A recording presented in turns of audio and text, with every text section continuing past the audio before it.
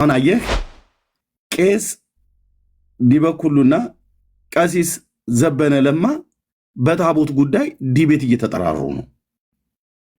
ሁለቱም ቄሶች።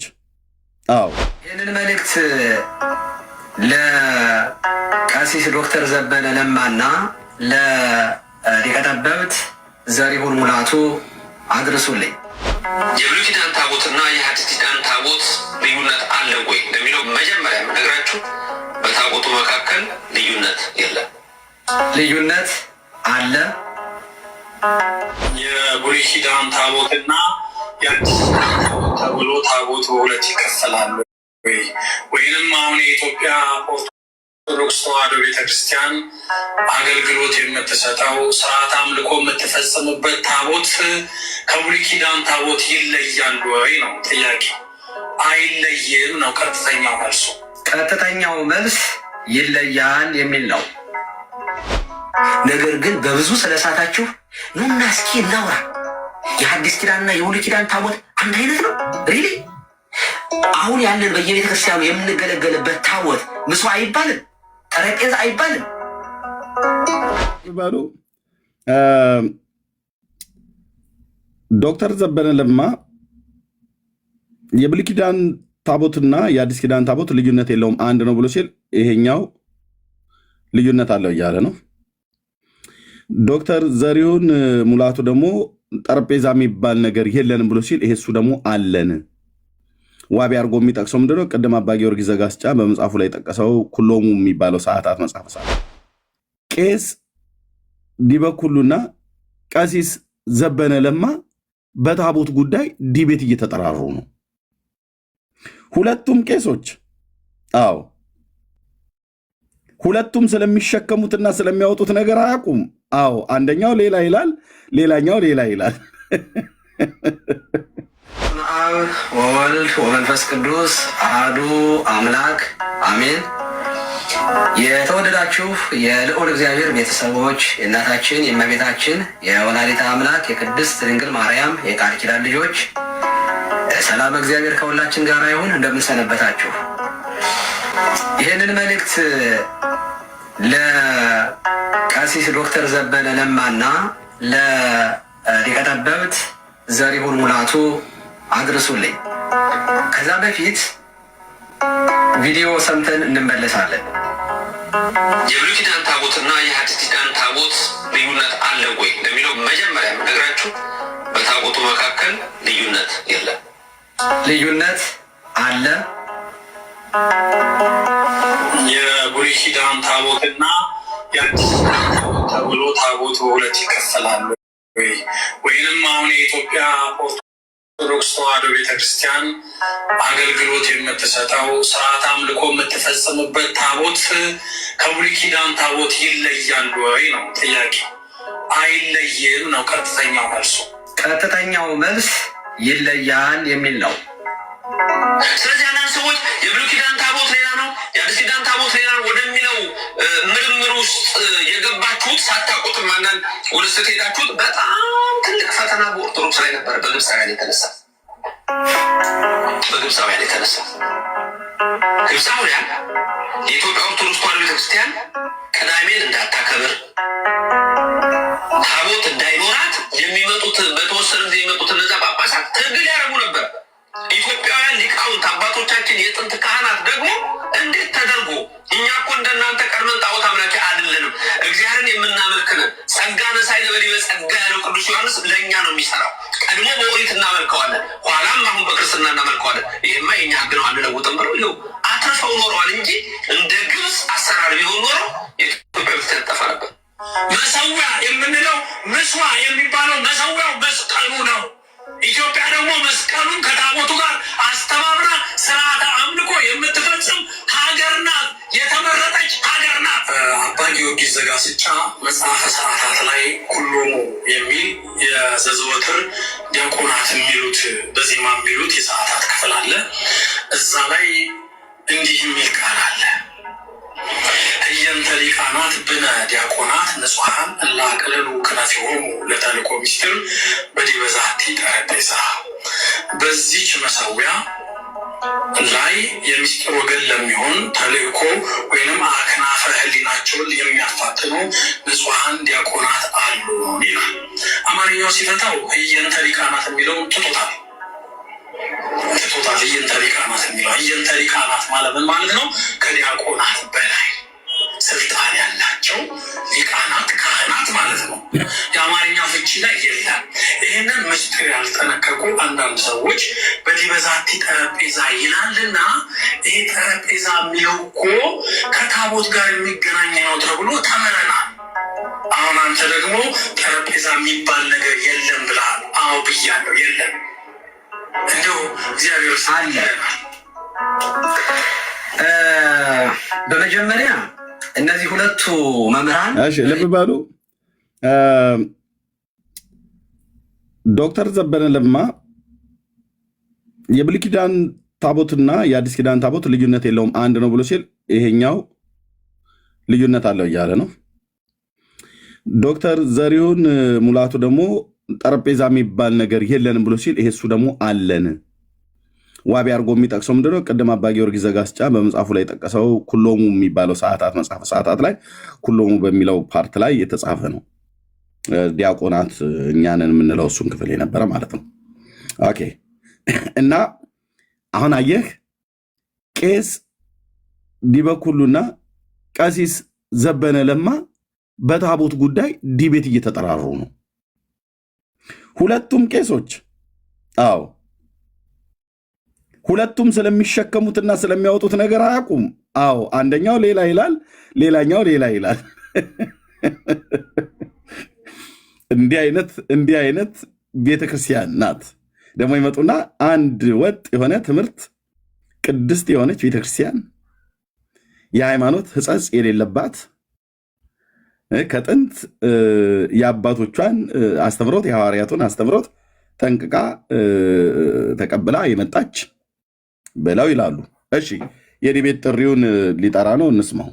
ኢትዮጵያ ኦርቶዶክስ ተዋሕዶ ቤተክርስቲያን ብዙ ያስተማሩ ናቸው። በተለይ ወጣቱ ባልነቃበት ጊዜ ከፕሮቴስታንቱም ጋር ከሌሎችም ጋር ዲቤት በማድረግ ብዙ ያስተማሩ ስለሆኑ በጣም ትልቅ አክብሮትና ምስጋና አለኝ። ይህም ክሬዲት መስጠት እንዳለብን አምናለሁኝ። ነገር ግን ዛሬ እነዚህ ሁለቱ ትልልቅ መምህራን ልብ አድርጉ፣ ከዋና መጠሪያቸው በፊት የመጡ በጣም ግትልትል የሆኑ ስሞች አሏቸው። ይህንን ሰምቶ መልስ አለመስጠት ይቻላል? እናንተ የእውነት ይቻላል ወይ? ስለዚህ አሁን እኔ የውይይት ጥሪ አቀርብላችኋለሁ ለእናንተ ወንድሞቼ መምህራን። ምክንያቱም የሚሰማችሁ በጣም ብዙ ሰው ነው። ከእናንተ የሚጠበቀው በጣም ትልቅ ነገር ነው። ዶክትሬትን የሚያክል ነገር የተሸከመ ሰው እንደ ቀላል ተራ ነገር አይደለም የሚሰማው። ስለዚህ የምታስከትሉት መልስ ካልተሰጠ የምታስከትሉት ዳሜጅ ቀላል አይሆንም። መልስ መስጠት አለብን። እናም እኔ ወንድማችሁ በአክብሮት የምጠይቃችሁ በፈለጋችሁት ሚዲያ በፈለጋችሁት ላይ ጥሩኝ። ከእናንተ ጋር ዲቤት ማለት ስለሚከብደኝ ነው። ትንሽ ለአክብሮት ውይይት ማድረግ እንችላለን እስከፈለጋችሁ ጥግ ድረስ። በይንተ ነገረ ታቦት በታቦት ዙሪያ ላይ ያወራችሁት ወሬ ስለ ብሷ፣ ስለ ጠረጴዛ የመሳሰሉት ነገር በሙሉ ያወራችሁት ዝባዝንኬ ነው። በእውነቱ ትክክል አይደለም። እንዴት አድርጋችሁ ምስጢር ያላደላደሉ ብለው ምን አደረጉ? ዲያቆናት እናቅለሉ ክነፊሆሙ ክንፋቸው የሚለውን ነጠላቸውን አደግድገው ልክ በሐዋርያት ሥራ ምዕራፍ 6 ላይ ያሉት እነዚያ ዲያቆናት የተመረጡበት ነው ይላሉ። እኔ እላቅለሉ ክነፊሆሙ እንጀራና ዳቦ ማገልገል ነው ተልእኮ ምስጢር። በዲበዛት የጠረጴዛ የሚባለው ምስጢር የሚባለው ከእንጀራ ጋር የተያያዘ ነው። ጮማ የሆነ ወሬ ዲያቆናት ኢትዮጵያ ውስጥ ምዕመናንን ጠላና እንጀራ የሚያሳልፉ ናቸው ወይተር ማለት ናቸው እያሉ ሲናገሩ ነበር። ለማንኛውም ምስኪኑ ፕሊዝ እንዲሁም በታናሽነቴ እባካችሁ ልጋብዛችሁ ውይይት እናድርግ። እስኪ ቦታ ጠያቁ። ማይክ ብቻችሁን ይዛችሁ ከምታወሩ አንደኛው ወደ ምረት ላይ አንደኛው ራሳቸው ቲቪ ላይ ጥሩ አይደለም እኮ በእውነቱ የግብፅ ቤተክርስቲያን ታጠፋን ነበር ብሎ ማለት ይህ ራሱ አይዘገንንም? ግን ቢሰሙት እንደው አማርኛ ቢሰሙ እንደው ምንድን ነው የሚሉት? የቤተ ክርስቲያን እንደው ኮንሰፕት የላችሁም እንዴ? ቤተ ክርስቲያን ማለት ምን ማለት ነው? የግብፅ ቤተ ክርስቲያንና የኢትዮጵያ ቤተ ክርስቲያን የተለያዩ ናቸው? አዎ። የግብፅን ቤተ ክርስቲያን መሐመድ ነው የሚመራ ግራኛ አይመድ ነው የወዲት ጉዲት ናት። እንዲህ ያሉ መራራ የሆኑ ቃላቶችን በእውነት በቴዎሎጂ ትምህርት ቤት ያለፈ ሰው እንዴት ይናገራል? እኔ አሁንም ለማንኛውም ዲቤት እየጠራኋችሁ ወይም ውይይት እያደረግኩኝ ነው መረድ ያለ ነገር እንዳልናገራችሁ አይሆፕ ይህንን መልእክት ሰምታችሁ መልስ እንደምትሰጡኝ እጅግ አከብራችኋለሁ፣ እጅግ በጣም ወዳችኋለሁ። ነገር ግን በብዙ ስለሳታችሁ ኑና እስኪ እናውራ። የሐዲስ ኪዳንና የብሉይ ኪዳን ታቦት አንድ አይነት ነው? ሪሊ አሁን ያለን በየቤተ ክርስቲያኑ የምንገለገልበት ታቦት ምስዋ አይባልም? ጠረጴዛ አይባልም? መስዋዕት ሐዲስ ኪዳን የሚሰዋበት አይደለም? ኑና እናውራ እስኪ ኑ ማለት ብቻችሁን ከምታወሩ እስኪ ዲስከስ እናደርግ እና ብዙ ነፍሳት እናድናለን። በተለይ በጣም ብዙ ልጆች መልስ እኮ ሰጥተዋል። በጣም ጎበዝ ልጆች ግን አትሰሙ። እኔ ቄሱ ወንድማችሁ በታላቅ አክብሮትና ትሕትና በእውነት እኔ የከፈላችሁትን ክሬዲት እውቀታችሁንም አልልቅም፣ ግን የምታጠፉት ጥፋት ደግሞ በጣም ትልቅ ነው። ስለዚህ እናንተ በታቦት ዙሪያ ላይ ያስተማራችሁ ስህተት ስለሆነ በአክብሮት ጥሪ አቀርባለሁኝ። ይህንን መልእክቴን አድርሱልኝ። ቀሲስ ዶክተር ዘበነ ለማና ለሊቀ ጠበብት ዶክተር ዘሪሁን ሙላቱ። ሰላም እግዚአብሔር ከሁላችን ጋር ይሁን። ጤና ይስጥልኝ። እሺ። በስመ አብ ወወልድ ወመንፈስ አንዴ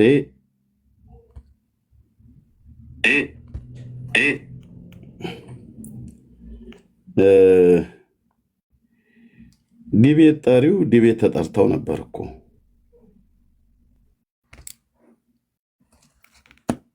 በጌታችን በኢየሱስ ክርስቶስም ሁላችሁንም ሰላም ላለሁ። ከ6 ቀን በፊት ለቀሲስ ዲበኩሉ በቃል ኪዳኑ ታቦት ከእስራኤል ወደ ኢትዮጵያ መጥቷል ተብሎ በተባለው አክሱም አሁን አለ ተብሎ በተባለው ታቦት እና በአዲስ ኪዳን ታቦት አለ የለም ብሎ በሚል የዲቤት ጥሪ አቅርቤ ነበረ። የቃል ኪዳኑ ታቦት ከእስራኤል ወደ ኢትዮጵያ መጣ የተባለበትን አክሱም ጽዮን ማርያም ያለው ምክንያቱም ካህናቱ ከጽላቱ ጋር በጣም ቀረቤታ ስላላችሁ ማለት ነው። እንደዚሁም በአዲስ ኪዳን ታቦት አለ የለም ብሎ የሚለው ጥሪ እንዲቀበሉ የሚፈልጉ ከሆነ ዛሬ ጥሪ አቅርቤልዎታለሁ። 1100 ሰው ባለበት ሪከርድ አድርጋችሁ አድርሱላቸው። ቀሲስ ዲበኩሉ ለጥሪዎት ምላሽ እንደሚያሳውቁኝ ጠብቃለሁ። የዲቤት ጥሪ ነው። ኦፊሻል ዲቤት ነው የምናደርገው። ብዙ ሺህ ህዝብ አለበት። ለምን 50 ሺህ ህዝብ አይሰበሰብም? እውቀቶትን ይዘው ይመጣሉ። በሰለሞን ዘመነ መንግስት ታቦቱ ወደ ኢትዮጵያ መጥቷል ብላችሁ ያላችሁት አክሱም ጽዮን ማርያም አለ ህዳር 21 ቀን ሙሴን የርዕየ ሀገረ ቅድስት እያላችሁ በከበሮ ስትጸነጽሩ የምታድሩበትን እሱን ታሪክ እኔ ፊት እውነት ያደርጉታል። በአዲስ ኪዳን እናንተ ታቦት ብላችሁ ምትሉት እርሶ የሚቀድሱበት ይዘውት የሚወጡት የሚሸከሙትን እሱን እውነት ያደርጉታል። ይህን ጥሪ እንዲቀበሉ በጌታ በኢየሱስ ክርስቶስ ስም እለምንዎታለሁ። ቀለም የሰጠራኝ ነበር። ድገቱን ተቀብያለሁ። ና እንግባ። ቀኑን ንገረኝ። አሁን ታሪክ አታብዛ። ቀኑን ንገረኝ። መቼ እንግባ? መቼ ይሻላል? እና የለሁበትም። ለማንኛውም ዲቤቱን ግን ተቀብያለሁ። ኦኬ ተቀብያለሁ ለማለት ነው። ስለዚህ ቀሲስ ዲበኩሉ ጥሪውን ተቀብለውኛል። በቃል ኪዳኑ ታቦት በብሉይ ኪዳን እና በአዲስ ኪዳን ታቦት ሊወያዩ ማለት ነው። ከብሉይ ኪዳን የነበረው ወደ ኢትዮጵያ መጣ፣ ከእስራኤል ወደ ኢትዮጵያ መጣ ብሎ በሚለው ላይ እና በአዲስ ኪዳን ታቦት አለ የለም ብሎ በሚለው ያቀረብኩላቸው የዲቤት ጥሪ አሁን ዘግይተውም ቢሆን ተቀብለዋል። ስለዚህ አክብሮቴ በጣም ታላቅ ነው። እሳቸው ምንድነው ያሉኝ? ቦታና ጊዜ ምረጥ ብለው ለእኔ እድሉን ሰጥተውኛል። ድገቱን ተቀብያለሁ። ና እንግባ። ቀኑን ንገረኝ። አሁን ታሪክ አታብዛ። ቀኑን ንገረኝ። መቼ እንግባ? ቀሲስ ዲበኩሉ እርስዎ እንግዲህ ቦታና ጊዜ ምረጥ ብለው ስላሉ እኔ ጊዜ የፊት ለፊታችን ቅዳሜ ከምሽቱ 2 ሰዓት ላይ እንዲሆን እና ቦታና ጊዜ ብሎ የሚለውን ስላለ ቦታ ደግሞ ከዚህ በፊት ቴዲ ሐዋሳ ቤት በዲያቆን ፈለገ በነበረው ውይይት ላይ ትንሽ ጫና እንደተደረገብኝ ባውቅም ግን እርስዎ ካሉ የእሱ ፈቃደኝነት ተጠይቆ የቴዲ ሐዋሳ ፈቃደኝነት ተጠይቆ ፍቃዱ የሚሆን ከሆነ በቴዲ ሐዋሳ ቤት ድጋሚ በደል ያደርስብኛል ብዬ አላስብም። ግን እሱን ፍቃዱን ጠይቄ እኔም እናንተም ጠይቃችሁ ፍቃዱ ከሆነ የሚያወያየን ከሆነ የእሱ ፍቃድን እንጠይቃለን። ካልሆነ ግን እሱ ደግሞ የማይፈቅድልን ከሆነ በሌላ ገለልተኛ በሆነ ሰው ቤት በኮሆስት አይደለም በፔጁ ላይ ተገኝተን የዲቤት ጥሪን ስለተቀበሉ ውይይቱን እናደርጋለን ማለት ነው። እግዚአብሔር አምላክ ይባርክልኝ። ዘግይተውም ቢሆን ዲቤት ጥሪውን ስለተቀበሉ በጣም አመሰግናለሁ። እግዚአብሔር ይስጥልን፣ ክብር ያድልልን። ወገኖች ሼር እና ሪፖስት በማድረግ ወደ ሰዎች እንድታደርሱት በጌታ ፍቅር ጠይቃለሁ። ጸጋና ሰላም ከሁላችሁ ጋር ይሁን። መቼ ነው የተፖሰተው? ይሄ ልብ በሉ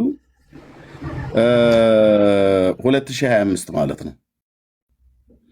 10ኛው ወር በቀን 22 ማለት ነው። ስለዚህ 10ኛው ወር ማለት ኦክቶበር ነው። እህትየው ኦክቶበር፣ ኖቬምበር፣ ዲሴምበር ኦክቶበር ማለት ነው አይደል? ኦክቶበር ነው። ኦክቶበር 10 ማን ነው? ኦክቶበር 10 ላይ ልክ ነው 2025 ጥሪውን አቅርቤያለሁ ማለት ነው። ከስንት ወር በፊት ማለት ነው? አሁን ጃንዋሪ፣ ፌብሩዋሪ፣ ማርች፣ አፕሪል፣ ሜይ፣ ጁን ከ7 ወር በፊት ማለት ነው። ቀሲስ ዲበኩሉ በዚህ በታቦቱ ጉዳይ የዲቤት ጥሪውን አቅርቤ አሁን በሰማችሁት ባያችሁት ተቀብያለሁ። ሰዓትና ቀን መድብ ብለውኝ ከመደብኩ በኋላ ባይዘው ይህንን ጮማ የሆነ የዲቤት ጥሪ የተቀበለኝን ከኔ ጥርስ ያስመለጣቸው ፈሪው ዘማርያም የሚባለው ሰውዬ ነው። እንዳይገቡ አባታችን ብሎ ማለት ነው። ተያይዘን ነው የምናልቀው። ባለፈው ራሳችሁ እንደተናገራችሁ ተያይዘን ስለምናልቅ እንዳይገቡ ብሎ ፈሪው ዘማርያም ዘለቀ ነው ይሄን ዲቤት ያሰረዘው። ከዲበኩሉ ጋራ የሚኖረንን የነበረንን ማለት ይሄንን የዲቤት ጥሪ ከ7 ወር በፊት እኔ አቅርቤ ነበር። ስለዚህ አሁን ቀሲስ ዲበኩሉ ለቀሲስ ዶክተር ዘበነ ለማ የዲቤት ጥሪ አቅርቧል። ዲቤት ጥሪ አቅራቢውን ዲቤት ጥሪ ቀርቦለት ነበር፣ ግን አልተቀበለም። አሁንም ምጠይቅ ቀሲስ ዲበኩሉ እባክዎት ይምታታብኛል አንዳንዴ እንግዲህ ምሕረት ይደረግልን በክነቱ አክብሬ እባክዎት ይህንን የዲቤት ጥሪ 7 ወር ሙሉ እንደ ቋንጣ ያንጠለጠሉትን በእውነት በታቦቱ ጉዳይ ለመነጋገር ከነቀሲስ ዶክተር ዘበነ ለማ ጋር እና ከዶክተር ማን ነው ሊቀ ጠበብት ዘሪሁን ሙላቱ ጋር ለመወያየት እውቀቱ ካለዎት አህያ በአህያ ቢራገጥ ጥርስ አይሳበርም ነውና እርስ በርሳችሁ ዲቤት ከምትጠራሩ ከሶስታችሁ አንዳችሁ ተመራርጣችሁ ተመካክራችሁ አንድ ሰው ምረጡና በተለይ ደግሞ እርሶ ቢሆኑ ጥሩ ነው። ማነው ዶክተር ቀሲስ ማነው ዶክተሩ ዶክተር ዘሪሁን ሙላቱ ካህን አይደለም ወይ እርሶ ወይ ዘበነ መርጠው እርሶ ደግሞ ቢሆኑ ጥሩ ነው። እሳቸው ትንሽ ዶክተሩን ብሎ የሚለውም ስማቸው ስለሚከብዳቸው ከእርሶ ግን ቢሆኑ ጥሩ ነው። ጥሪውን ተቀብያለሁ ብለው ነበርና እና ድጋሚ ይህንን ጥሪ ቢቀበሉ ብዬ በትልቅ አክብሮት እጠይቃለሁ። እንደዚህ ስለ ታቦት የማውራት አቅም ካለዎት ቀሲስ ዲበኩሉ እርስ በርስ ተጠራርታችሁ አህያ በአህያ ቢራገጥ ጥርስ አይሳበርም ብሎ እንደሚለው ምንም እርስ በርስ ብትረጋገጡ አንዱ ከቨር ነው የሚያደርገው፣ አንዳንዱ መሸፈን ነው፣ አንዳንዱ ማድበስብስ ነው። በእርግጥ አሁን እዚህ ጋር ይባላል አይባል ምናም ነገር ብሎ የሚለውን ካልሆነም ደግሞ ሶስታችሁም በአንድ ገን ሆናችሁ ቀሲስ ዲበኩሉ ዶክተር ዘበነ ለማ ሊቀ ጠበብት ዘሪሁንም ሶስታችሁ በአንድ በኩል ሆናችሁ እኔ በአንድ በኩል ሆኜ ደቂቃ ተይዞልን ይሄን ጉዳይ በቃ ዓለም እያየ ይዘጋ ታሪኩ። ኦኬ የብሉይ ኪዳኑ ታቦት አምጥተናል፣ አልመጣም፣ መጥቷል፣ አልመጣም፣ የመጣውን እንጠቀምበታል፣ አንጠቀምበትም፣ ለአምልኮ ነው አይደለም ለቅርስ ነው ብላችሁ የምትሉትን ታሪክ በሙሉ እውነት አድርጉት። ይህም ብዬላለው። ክብር ያድል። በተለይ ደግሞ እርሶን ነው የምፈልገው። እነሱ እንኳን ላይመጡ ይችላሉ። እርሶን ነው የምፈልገው። ቀሲስ ዲበኩሉ እንዳይረሳ ለማስታወስ ነው። ኦኬ እሺ። ይህን ጥሪ አቅርቤ ነበር። ጥሪ ምንድነው? ጥሪ ያቀረብኩለት ካህን የኔን ጥሪ ውድቅ አድርጎ በዘማርያም ዘለቀ ልመና እና ተማጽኖ ምክንያቱም ተያይዘን የምናልቀው ብሎ የሚል ትልቅ ፍርሃት ስላላቸው ይህንንም ሲናገሩ ካህን የሆኑትን ዲያቆን ስዩምን እባክህ እንዳትገባ እዛ ዲቤት ውስጥ አንተ ነበርክ ልትገባ የፈለከው ተብሎ አዎ ብሎ ሲል እንዳትገባ የማይሆነውን ነገር ብለው የከለከሉት ቪዲዮ መረጃውና ማስረጃው ወንድማችን የተወደደ ወንድማችን ዘማሪ ዳግሻ በደንብ ቆንጅዬ አድርጎ አስቀምጦታል። እሱን እንስማና ከዛ ወደ ዛሬው ሀሳብ ላይ እንመጣለን ማለት ነው። ኦኬ ባይዘው መዶሻ ሁሉ እኮ የተነሳበት እኮ ታሪክ እኮ ነው፣ የምንረሳው አይደለም። ይሰናከሉ ከሆነ አንተ በምታብራራው ማብራሪያ ሰዎች ከመስመር የሚወጡ ከሆነ ለተወሰነ ቀን ባታብራራ ቀር ይልሃል ማለት ከዲቤቱ ባሻገር ማለት ነው። ዲቤቱ እንዳለ ይቅርብህ፣ እሱ አብረን ተያይዘን ነው የምናልቀው እንጂ ስህተት ነው እኮ ሙሉ ሂደት። ሊቀ ሊቃውንት ቀለመወርቅ ናቸው ዲያቆን ስዩምን እሳቸውም ካህን ናቸው፣ እሱም ካህን ነው። በክህነቱ አንድ አይነት ክህነት ነው፣ ክህነት ነው። በክህነት እሱኛው ዲያቆን ነው፣ እሳቸው ካህን ናቸው፣ እሳቸው ካህን ናቸው። የአንደኛው ክህነት ከሌላኛው ክህነት ያለው ስልጣን እንዳለ የስልጣን ማዕረጉም ደግሞ ትምህርቱም የተለየ እንደሆነ ባቅም ግን ይሄም ካህን ነው ተብሎ የሚባለው ስልጣን ነው፣ ይሄም ካህን ነው የሚባለው እና ተያይዘን ነው የምናልቀው ብለው ያሉበት ነገር ማለት ነው። እና ይሄ ነበር የዲቤት ጥሪውን ያቀረበልኝ ዲያቆኑ ማለት ነው። ስቀበለው እንዴ ባለፈው የደረሰብንን ነገር አልሰማም እንዴ አላየም እንዴ? በዲያቆን ፈለገ እኮ የደረሰብን እኮ ኪሳራ እኮ መቼም ልመንሰው ማንችለው ነው።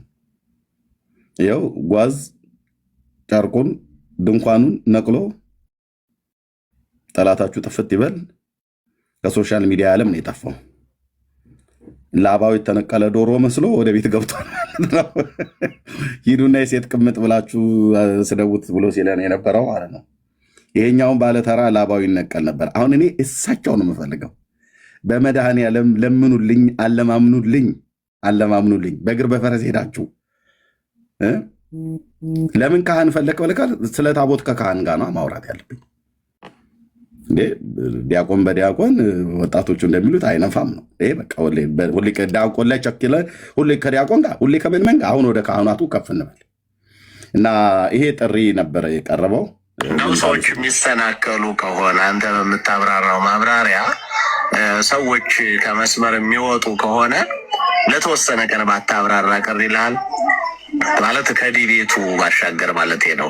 ዲቤቱ እንዳለ ይቅርብህ፣ እሱ አብረን ተያይዘን ነው የምናልቀው እንጂ ስህተት ነው እኮ ሙሉ ሂደት እንቅስቃሴ በሙሉ ስህተት ነው። ግን አንተም ደግሞ ያው እኛው ጋር አይደል የምትውል በዛው ልክ እንዳታስበላን ለማለት ነው። ሌላው ግን ከኛ ጋር አይደል የምትውል። ያው እንግዲህ ተያይዘን ነው የምናልቀው። ዲቤቱ ይቅርብህ፣ ከኤርሚያስ ጋር ጥግባ። ለምን ታስበላናለህ? ታስቆረጥመናለህ። ልታስጨፈጨፈን ካልሆነ በስተቀር ያው ከኛ ጋር የምትውለው ልስልስ ብለው ማለት ነው። ልመና ነገር ያልካቸው ቅድም አሁን ከዲቤቱ ባሻገር ማለት ነው። ዲቤቱ እንዳለ ይቅርብህ፣ እሱ አብረን ተያይዘን ነው የምናልቀው እንጂ ስህተት ነው እኮ ሙሉ ሂደት እንቅስቃሴ በሙሉ ስህተት ነው። ግን አንተም ደግሞ ያው እኛው ጋር አይደል የምትውል በዛው ልክ እንዳታስበላን ለማለት ነው። ሌላው ግን ያልካቸው ቅድም አሁን የሰማሁት ቪዲዮ ላይ የሰማኋቸው ወደ 8 ፋውሎች አሉ። እንግዲህ አንድ ቪዲዮ ላይ 8 ስህተቶች ከባድ ናቸው። ድንግል ማርያም አማላጅነት ዓለም አልዳለም ወዘልፈኒ እኔን አቡሽ የሆነት አንድ ደቂቃ ተናግሮ 8 ስህተት ነው የሚሳሳተው። ሊቀ ሊቃውንት ቀለመወርቅ ናቸው ቁጭ አድርገው የሚነግሩት።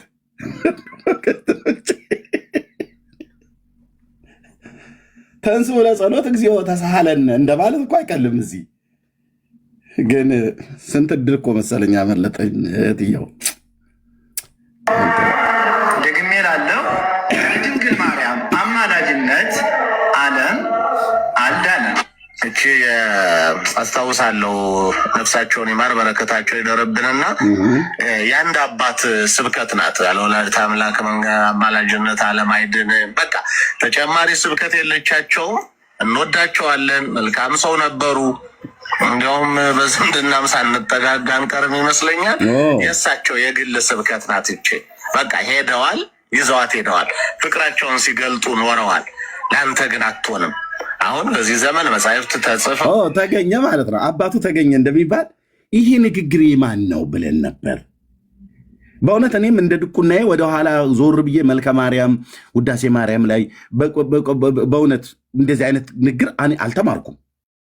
በቅዳሴ ማርያም ላይ እንደዚህ አይነት ነገር የለም። በማርያም ስም የተደረሱ መጽሐፍቶች ማቃቸው ላይ የለም። ስቀድስ በነበርኩበት ሰዓት ላይ ምንም ማቃው ነገር የለም። እና እኔ እንደውም ይሄ ታክሲዮ እያላ ጥቅስ ነው ምናም ነገር እያልኩ ነበር ስነ የነበረው። አሁን ግን ያለ ማርያም አማላጅነት ዓለም አይድንም ብሎ የሚለው ቃል ማን ነው? ከህሊናው አንቅቶ አመንጭቶ የተናገረው ብሎ የሚለውን ሲፈለግ ራሳቸው ሊቀ ሊቃውንት ቀለመወርቅ የተባሉቱ እሳቸው የኔ ዘመድ ናቸው ያሉት። እሳቸው ማርያምን ከመውደድ የተነሳ ሁሉ ቀን ስብከታቸው ያለ ማርያም አማላጅነት ዓለም አይድንም ብለው ነበር የሚሉት። እሳቸው ሞተዋል፣ ይዘዋት ነው የሞቱት። እሷ ለአንተ አትሰራልህም እያሉ ነው። ለዲያቆኑ ካልሰራ ለኦርቶዶክስ ምዕመን አይሰራም ማለት ነው። ምክንያቱም የአንድ ግለሰብ የፈጠራ ወሬ ነበር። የሊቀ ሊቃውንት ቀለመወርቅ ዘመድ የሆኑ ሰው ናቸው ይህንን የፈበረኩት ማለት ነው። ኦኬ እሺ። ይሄ ምጣድ የሚያህል ስልክ በሙሉ በስንት ሚሊዮን የሚገመቱ መጽሐፍት ይዞ መጽሐፋዊ ሀሳብ የሚያረታ ሲሰማ ለጆሮም ለሁሉም የሚጣፍጥ መልስ ሲሆን ነው የሚያምረው እንጂ ያለ እመቤታችን አማላጅነት ዓለም አይድንም የሚለው አይባልም። ያ ማለት የኢየሱስ ክርስቶስ መምጣት፣ የኢየሱስ ክርስቶስ ቤዛነት፣ ደግሞ ዋጋ ሁሉ ዜሮ ባዶ ሆነ ማለት ነው። እሷ ባትወልደው አንድንም ነበር። እሱም ሌላ እንዲያው ብዙ ያስኬደናል እንጂ እሱም ቢሆን መንገድ ያበላሻል። መውለድ ሌላ ነው፣ መለመን ሌላ ነው፣ ማስታረቅ ሌላ ነው፣ ስራ መስራት ድርሻን መወጣት ሌላ ነው። እንዲህም የሚል ሀሳብ ጭራሽ ከአንድ ክርስቲያን ማለት ከአንድ ዲያቆን አንጠብቅም። አቅቶት መጠየቅ የሚፈልግ ከሆነ አሁን እንዲህ አይነት ጥያቄ የሚጠየቁ መምህራን አሉ። ከመምህራን ዞር ብሎ ይጠየቅና በዛ በኩል ነው የሚመስለው እንጂ እንዲህ ቀጥታ ይዞ አይመጣም። ዲቤት አደራ በምንም አይነት መንገድ እንዳትሞክረው። አሁንም ቢሆን ደግሞ መሰረታዊ የክርስትና ትምህርቶች ቢቀጥሉ መልካም ነው። አንድ ደህና መምህር አጠገብ ኖሮ እሱንም ማማከር ቢቻል በጣም ጥሩ ነው። የድንግል ማርያም አማላጅነት ዓለም አልዳንም። ደግሜ ላለው ያለ ድንግል ማርያም አማላጅነት ዲያቆኑ ሰግጥ ነው። ዲያቆኑ አልዳንም። ያለ ወላዲተ አምላክ አማላጅነት ዓለም አይድንም የሚለው ትምህርት ቶታሊ ስህተት ነው። አንደኛ በመጀመሪያ እንደው እንደሱ አይደለም ያልኩት። ቆይ ከዚህ ጋር ታኮ የሚመጣ ነገር መኖር የለበትም። ይሄ ኢንቴንሽናሊ ምን የሚል ማጠቃለያ ይሰጣል? አለሜዳ ነው በምልጃ ነው የሚል ትምህርት አንድ ዘመን አንድ ሰው ነው ያመጣው። እኔ በማውቀው ዝም ብሎ ንስሐ ግቡ መንግሥተ ሰማያት ቀርባለች ያለ ወላዲተ አምላክ አማላጅነት ዓለም አይድንም እያለ ሲሰብክ መጣ። የሆኑ ሰዎች ተቀበሉት። ከዛ በጣም አስቸጋሪ ደረ እንደ አንድ ሰው አንድ ምን የተከለውን እንደሚባለው እንዳይሆን ምልጃና ድነት የተለያዩ ነገሮች ናቸው። ድነት ራሱን የቻለ እግዚአብሔር የሰጠን ጸጋ ነው። ስለዚህ ያለ ወላዲተ አምላክ አማላጅነት ዓለም ይድናል የሚለው የሆነ ጊዜ የመጣ ወስ ዘራሽ የሆነ ምንጩ ማን እንደሆነ የማይታወቅ ነገር ወይ ውዳሴ ማርያም ላይ ወይ መልከ ማርያም ላይ መልካ ኢየሱስ ላይ አንቀጸ ብርሃን ላይ መስተጋብ ላይ አርያም ላይ ክስተት ላይ የት ላይ ነው? አሁን ይህ ቃል ትምህርት የለ በቅዱሳት መጻሕፍት የሌለ እንደዚህ ያለ አገላለጥ አይመጥንም። ለቲክቶክም ሆነ ለአደባባይ የሚመጥን ስብከት አይደለም። ይሄ ወደዳችሁም ጠላችሁም አሁንም የምነግራችሁ ነገር ከዚህ ላለ ነው። ሊቃውንቱ ስለ ኃይል ቃል ከሆነ ይቅርታ አድርጉልኝ። ሁላችሁም ያላችሁ ክርስቲያኖች ይህ ወደድንም ጠላንም ከኔ ጀምሮ ወደድንም ጠላንም ድንግል ማርያም ክርስቶስን ባትወልደው ኑሮ ዓለም አይድንም ነበረ። በዚህ ጉዳይ መናፍቃንም መወለዱን ያምናሉ። የድንግል ማርያም ግን ከዚያ ድርሻ እንዳላት ግን አያምኑም። ግን እሷም አድናቸዋለች በዚህ ጉዳይ። እንግዲህ ድንግል ማርያም የቱ ጋር ነው ያማለደችን ስንል ድንግል ማርያም ክርስቶስን ስትወልደው አማልደናለች። ሰማይና ምድር እውቀት ሲፈስ ስማለች። ሰውንና እግዚአብሔርን አስታርቃለች። እውቀት ሲፈስ አያችሁ፣ ይሄ መልጃ ማለት ነው። ይሄ መልጃ ማለት ነው። ስለዚህ አሁን ድንግል ማርያም ባታማልደን ኖሮ ዓለም አይድንም ነበር ማለት ነው። መውለድ ማለት ማማለድ ነው እኮ አላልኩም። እመቤታችን ያለ ወላዲተ አምላክ አማላጅነት ዓለም አልዳንም። ወደዳችሁም ጠላችሁ ማልክና እንዴት ነው ያማለደችን ካላችሁ ጌታን ስለወለደች ነው አለ። መውለድና ማማለድ አንድ ነው። እኔ ይቅርታ አድርግልኝና በጣም አሁን ባስተላለፉ ቪዲዮ ላይ እንዳለ የመበለት ወሬ ነው ያወራው።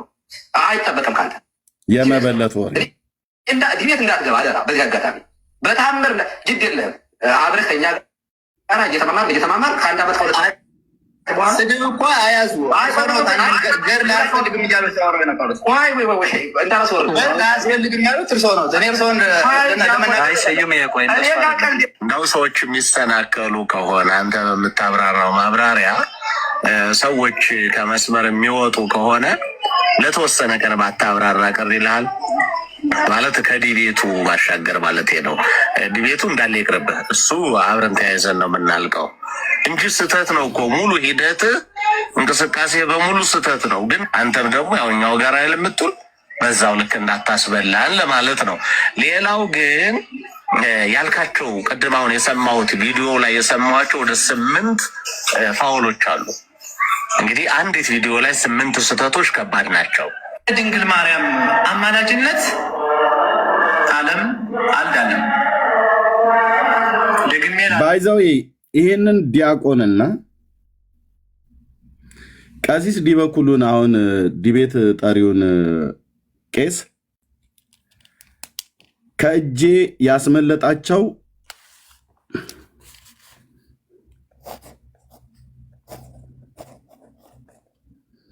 ፈሪው ዘማርያም ይባላል ዘለቀ። አንድ ቄስና አንድ ዲያቆን ከእጄ ያስመለጠ ማለት ነው።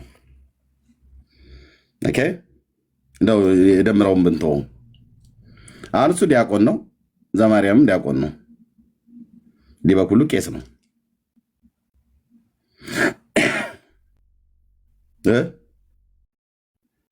አስመለጠ። ኦኬ ይሁን ችግር የለውም። ስለዚህ ታስበላናለህ ነው ጥሪ ሄደ። ኦኬ ሌላ ምን አለ? አሁን አንድ ሲናገር የሰማሁትኝ ሮት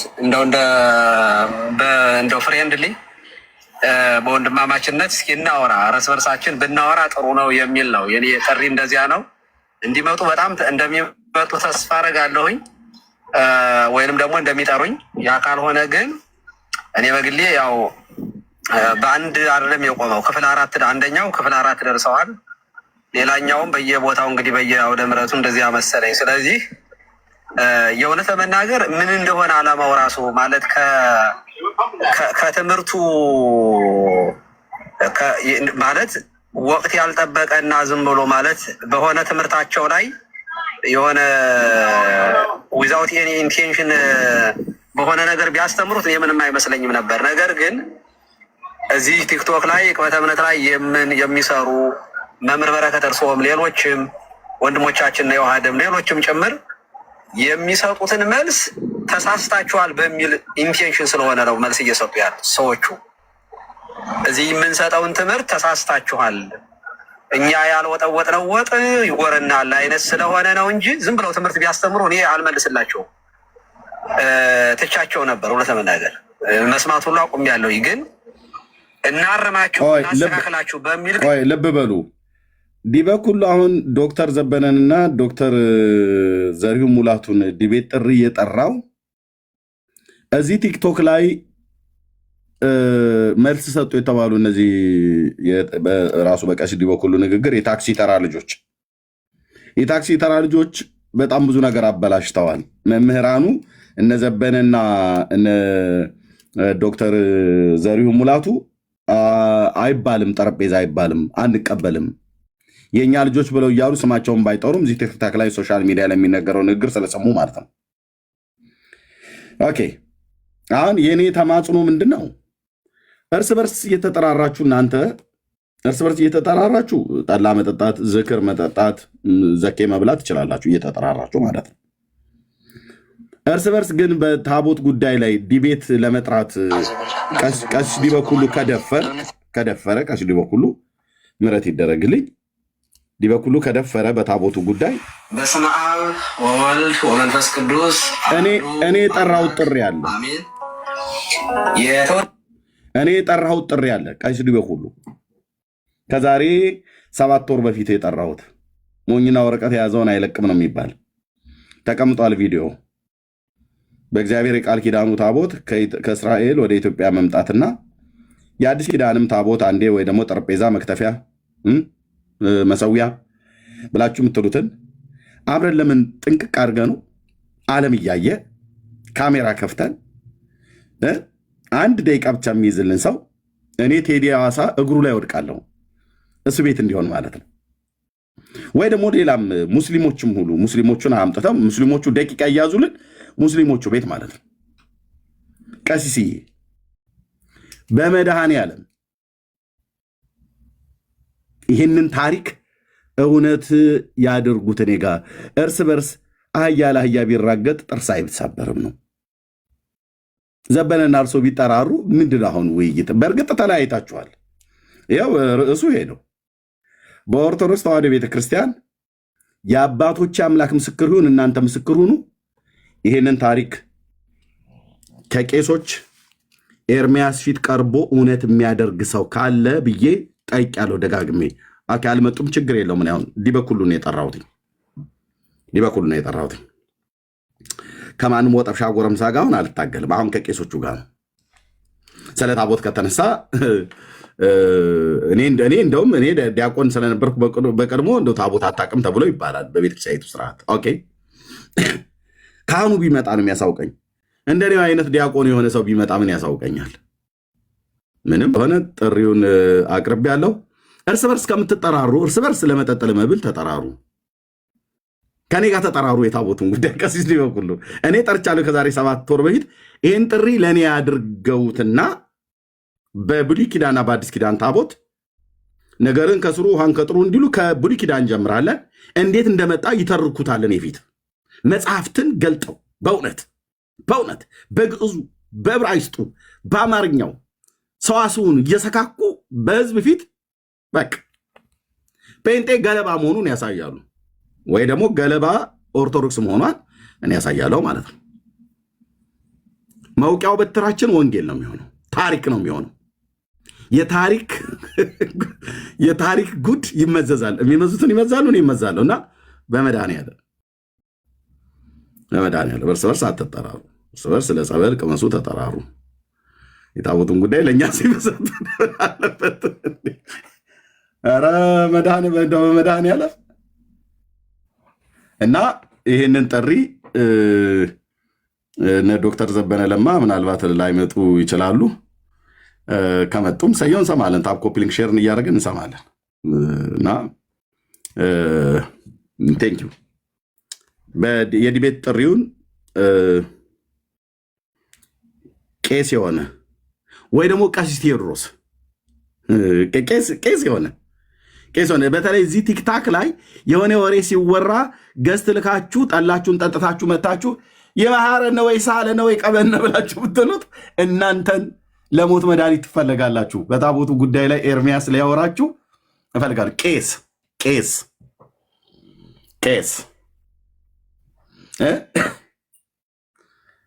እነ ቀሲስ መምህር አቡኑ ከአሜሪካ ሀገር ተንቀሳቀሱ እንጂ ተንቀሳቀሱ። እነ ቀሲስ ተስፋዬ መቆያ ተንቀሳቀሱ እንጂ ዱብ ማለት ነው።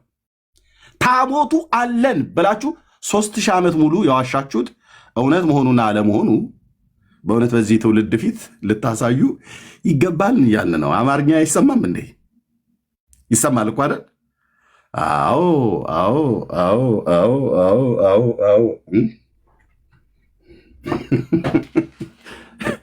የዛን ቀን የሰናዖር ግንብ የባቢሎን ግንብ እንዴት እንደፈረሰ በዱራ ሜዳ ናቡከደነጾር ያቆመው ምስል እንዴት እንደደቀቀ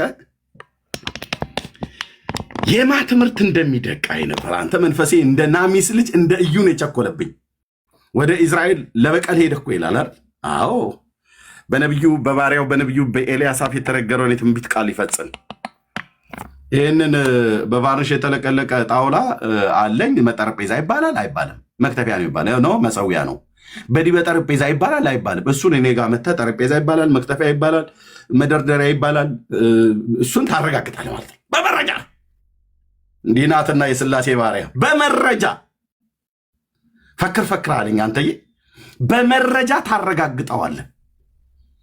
እርስ በርስ አትጠራሩ። እኛ ስንጠራችሁ እርስ በርስ አትጠራሩ። ቄስ ላይ ቄስ ይጠራራ እንዴ? በታቦቱ ጉዳይ ላይ በእርግጥ መጠራራታችሁ አንዱ በታቦቱም ጉዳይ ምን ያህል እንደማትስማሙ ማሳያ ነው።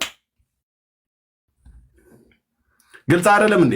ያጀማ ይላሉ እነኛ ዘመዶቻቸው ይነሱ ማለት ነው። ያጀማ ምዕመናን ማለት ነው። አይሰማም? ጴንጤ ገለባ ነው። ምንም እውቀት የለውም። ያቁና ታቦት የላቸው መቅደስ የላቸው ብሎ ይላል። እሱን መተህ እኔ ፊት ታረጋግጠዋለህ። በቃ ሌላውን ጴንጤ ተወው። አለሁልህ እዚህ ታጥቤ ታጥኛ ያለሁልህ ወገኖች። እና ፕሊዝ የምሬ ነው። ትናንት ወደ ምሽት አካባቢ ነው በእኛ ከሰዓት በኋላ አካባቢ አሜሪካም እንደዛ አካባቢ ይመስለኛል አዳም የሚባለው ኦርቶዶክሳዊ ቤት ሄድኩ። ገባሁ። አባ ከና ይሉኛል ብዬ በጠብቅ በጽፍ በታቦቱ ጉዳይ ተነስቶ ነው። አዳም ለምን እንደዚህ ብላችሁ ግን ትላላችሁ? አግባብ አይደለም ብሎ እዛ እየሞገተ ነው የራሱን ቄሶች ማለት ነው። እና እኔ ወንድምህ ገብቼ ኧረ እባካችሁ አስገቡን፣ የሆነ ነገር ማለት የምችለው ነገር አለኝ፣ የሆነ የምለው ነገር አለ፣ አስገቡን ብዬ ብል ማን ሰምቶኝ አልኩ። እዚህ ቪዲዮን ላምጣና ላሳያችሁ። ቋንዴ ጠብቀኝማ። ኦኬ ይኸውልህ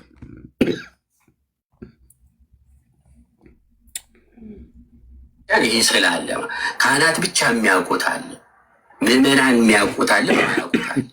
ከካህናቱ ራሱ አሁን ዲያቆናት የማይነቁት የማያዩት ነገር አለ። ቀሳውስቱ የማያዩት የሚያውቁት፣ ኤጲስቆጶሳቱ ብቻ ደግሞ የሚያደርጉት ነገር አለ ማለት። ስለዚህ እነዚህን ነገሮች እኔ በደንብ ማየት ቢገባና ጥቅል ነገር ባንሰጥ የሚል ነው። ሌላው የአባ ሰላማ በፊት ክርስትና ኢትዮጵያ የመጀመሪያ ጳጳስ አባ ሰላማ ነው። ስለዚህ ከ328 በኋላ ነው መዋቅራዊ ቅዱስ ቁርባን እና የክህነት አገልግሎት በኢትዮጵያ በይፋ ጀምረዋል የሚለው ስህተት።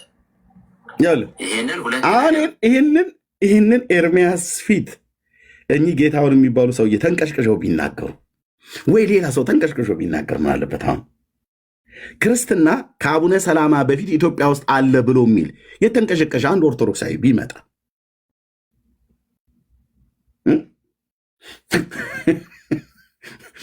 የራሳቸው መጽሐፍ እንኳን አያውቁትም። ወንድሞች እናቶች፣ ገድለ አቡነ ሰላማን እንኳን ራሱ አያውቀውም። እና ምን እያልኩ ጽፍለት ነበር ለአዳም?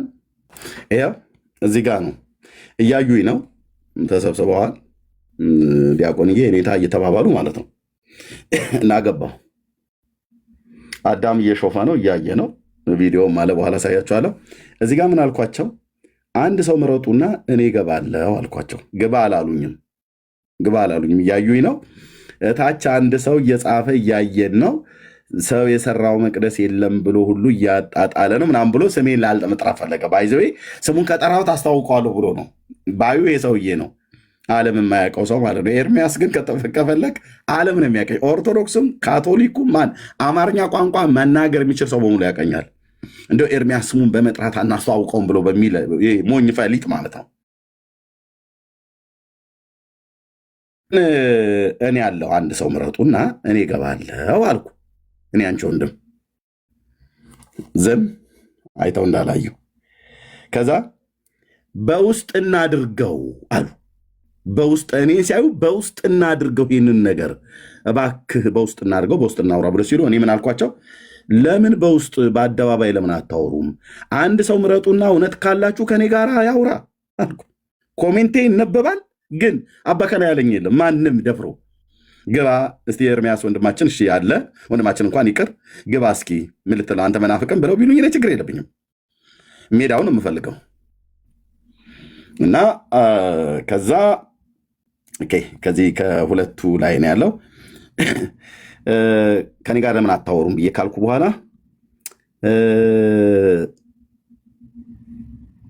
ምን አሉ እና በውስጥ አድርጉት ብለው ሲሉ አያችሁ አይደል ብዬ ሳቅኩብና ርዕስ ቀይር አሉት። ርዕሱን ቀይር አሉት። አስጠፉት ርዕሱን። ሲከማለ ርዕሱን ቀይር፣ በቃ ለህዝብ መሰናከያ የሚሆን ነገር ነው። በቃ ርዕሱን ቀይር ነው፣ ሌላ ነገር እናውራ አሉ።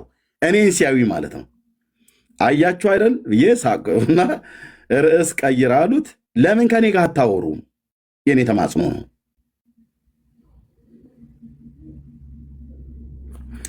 ኦኬ፣ አንዳችሁም ይህን ታሪካችሁን በፊታችን እውነት አታደርጉትም። ልባችሁ ስለሚያውቅ ነው አንዴ በውስጥ አድርጉት፣ አንዴ ርዕስ ቀይሩ የምትሉት አልኳቸው። ተነቧል። በደንብ አይተውታል። ደግነቱ ሚዩት አላረጉኝም። መድኃኔዓለም ሲረዳ አንዳችሁም ይህን ታሪካችሁን በፊታችን እውነት አታደርጉትም። በፊታችን ብዬ ስል እኔን የማወራው ጴንጤው ፊት ቆመተ። እኔ ጴንጤውን በሙሉ ወክዬ ነው የምቀርበው። በሙሉ ውክልና ሰተናል፣ ኤርሚሻ ፈርመንላል ምናምን ብሎ እንዲህ ላይ ማንም ሰው አልፈልግም። ብቻዬን እንቆማለን፣ ንጉሱን ይዤ ማለት ነው። እናንተም የምትይዙትን ይዛችሁ ማለት ነው። ማንም ግን ዞር ብሎ ኮሜንቱን ያነባሉ። የተናገሩት ነው። ከዛ ዶክተር ሳምሪ ምን አለችን? ለተናገሩ እውነቱን ዘኢየሱስ ስትመልስ በታቦተ ጽዮን ነው አለች። ምን ይጠቅመናል? የትም ቢኖር ሃይማኖት አይደለም አለች። ዶክተር ሳምሪ ማለት ነው። ልብ ያለው ልብ ይለዋል። ኦኬ፣ ምን ይጠቅመናል? አውጥተሽ ታዩ። ሲጀምር አውጥቶ የሚጣል ነገር ሲኖራል። ከዛስ ሃይማኖት ካይደለ ለምን የሌላችሁን አለን እያላችሁ በከንቱ ትገበዛላችሁ አልኳት ለዶክተሯ። ኧረ ጉድ ፈልቶ አንተ ስድቡን ተወኛል እኮ በቃ ሲያጥረገርጉኝ። ከዛስ እንዴ አይታይም እንደ ሃይማኖት አይደለም ብዬ የለ እንዴ ብላ ስትለኝ አያለው። ታሪኩ የእስራኤል እንጂ የእናንተ አይደለም። በስርቆት እንዳመጣችሁት የተናገራችሁት ታሪክ ይኸው በአደባባይ አሳፈራችሁ ብሎ የሚለውን ለመጻፍ አነሰብኝ ማለት ነው። ለዶክተሯ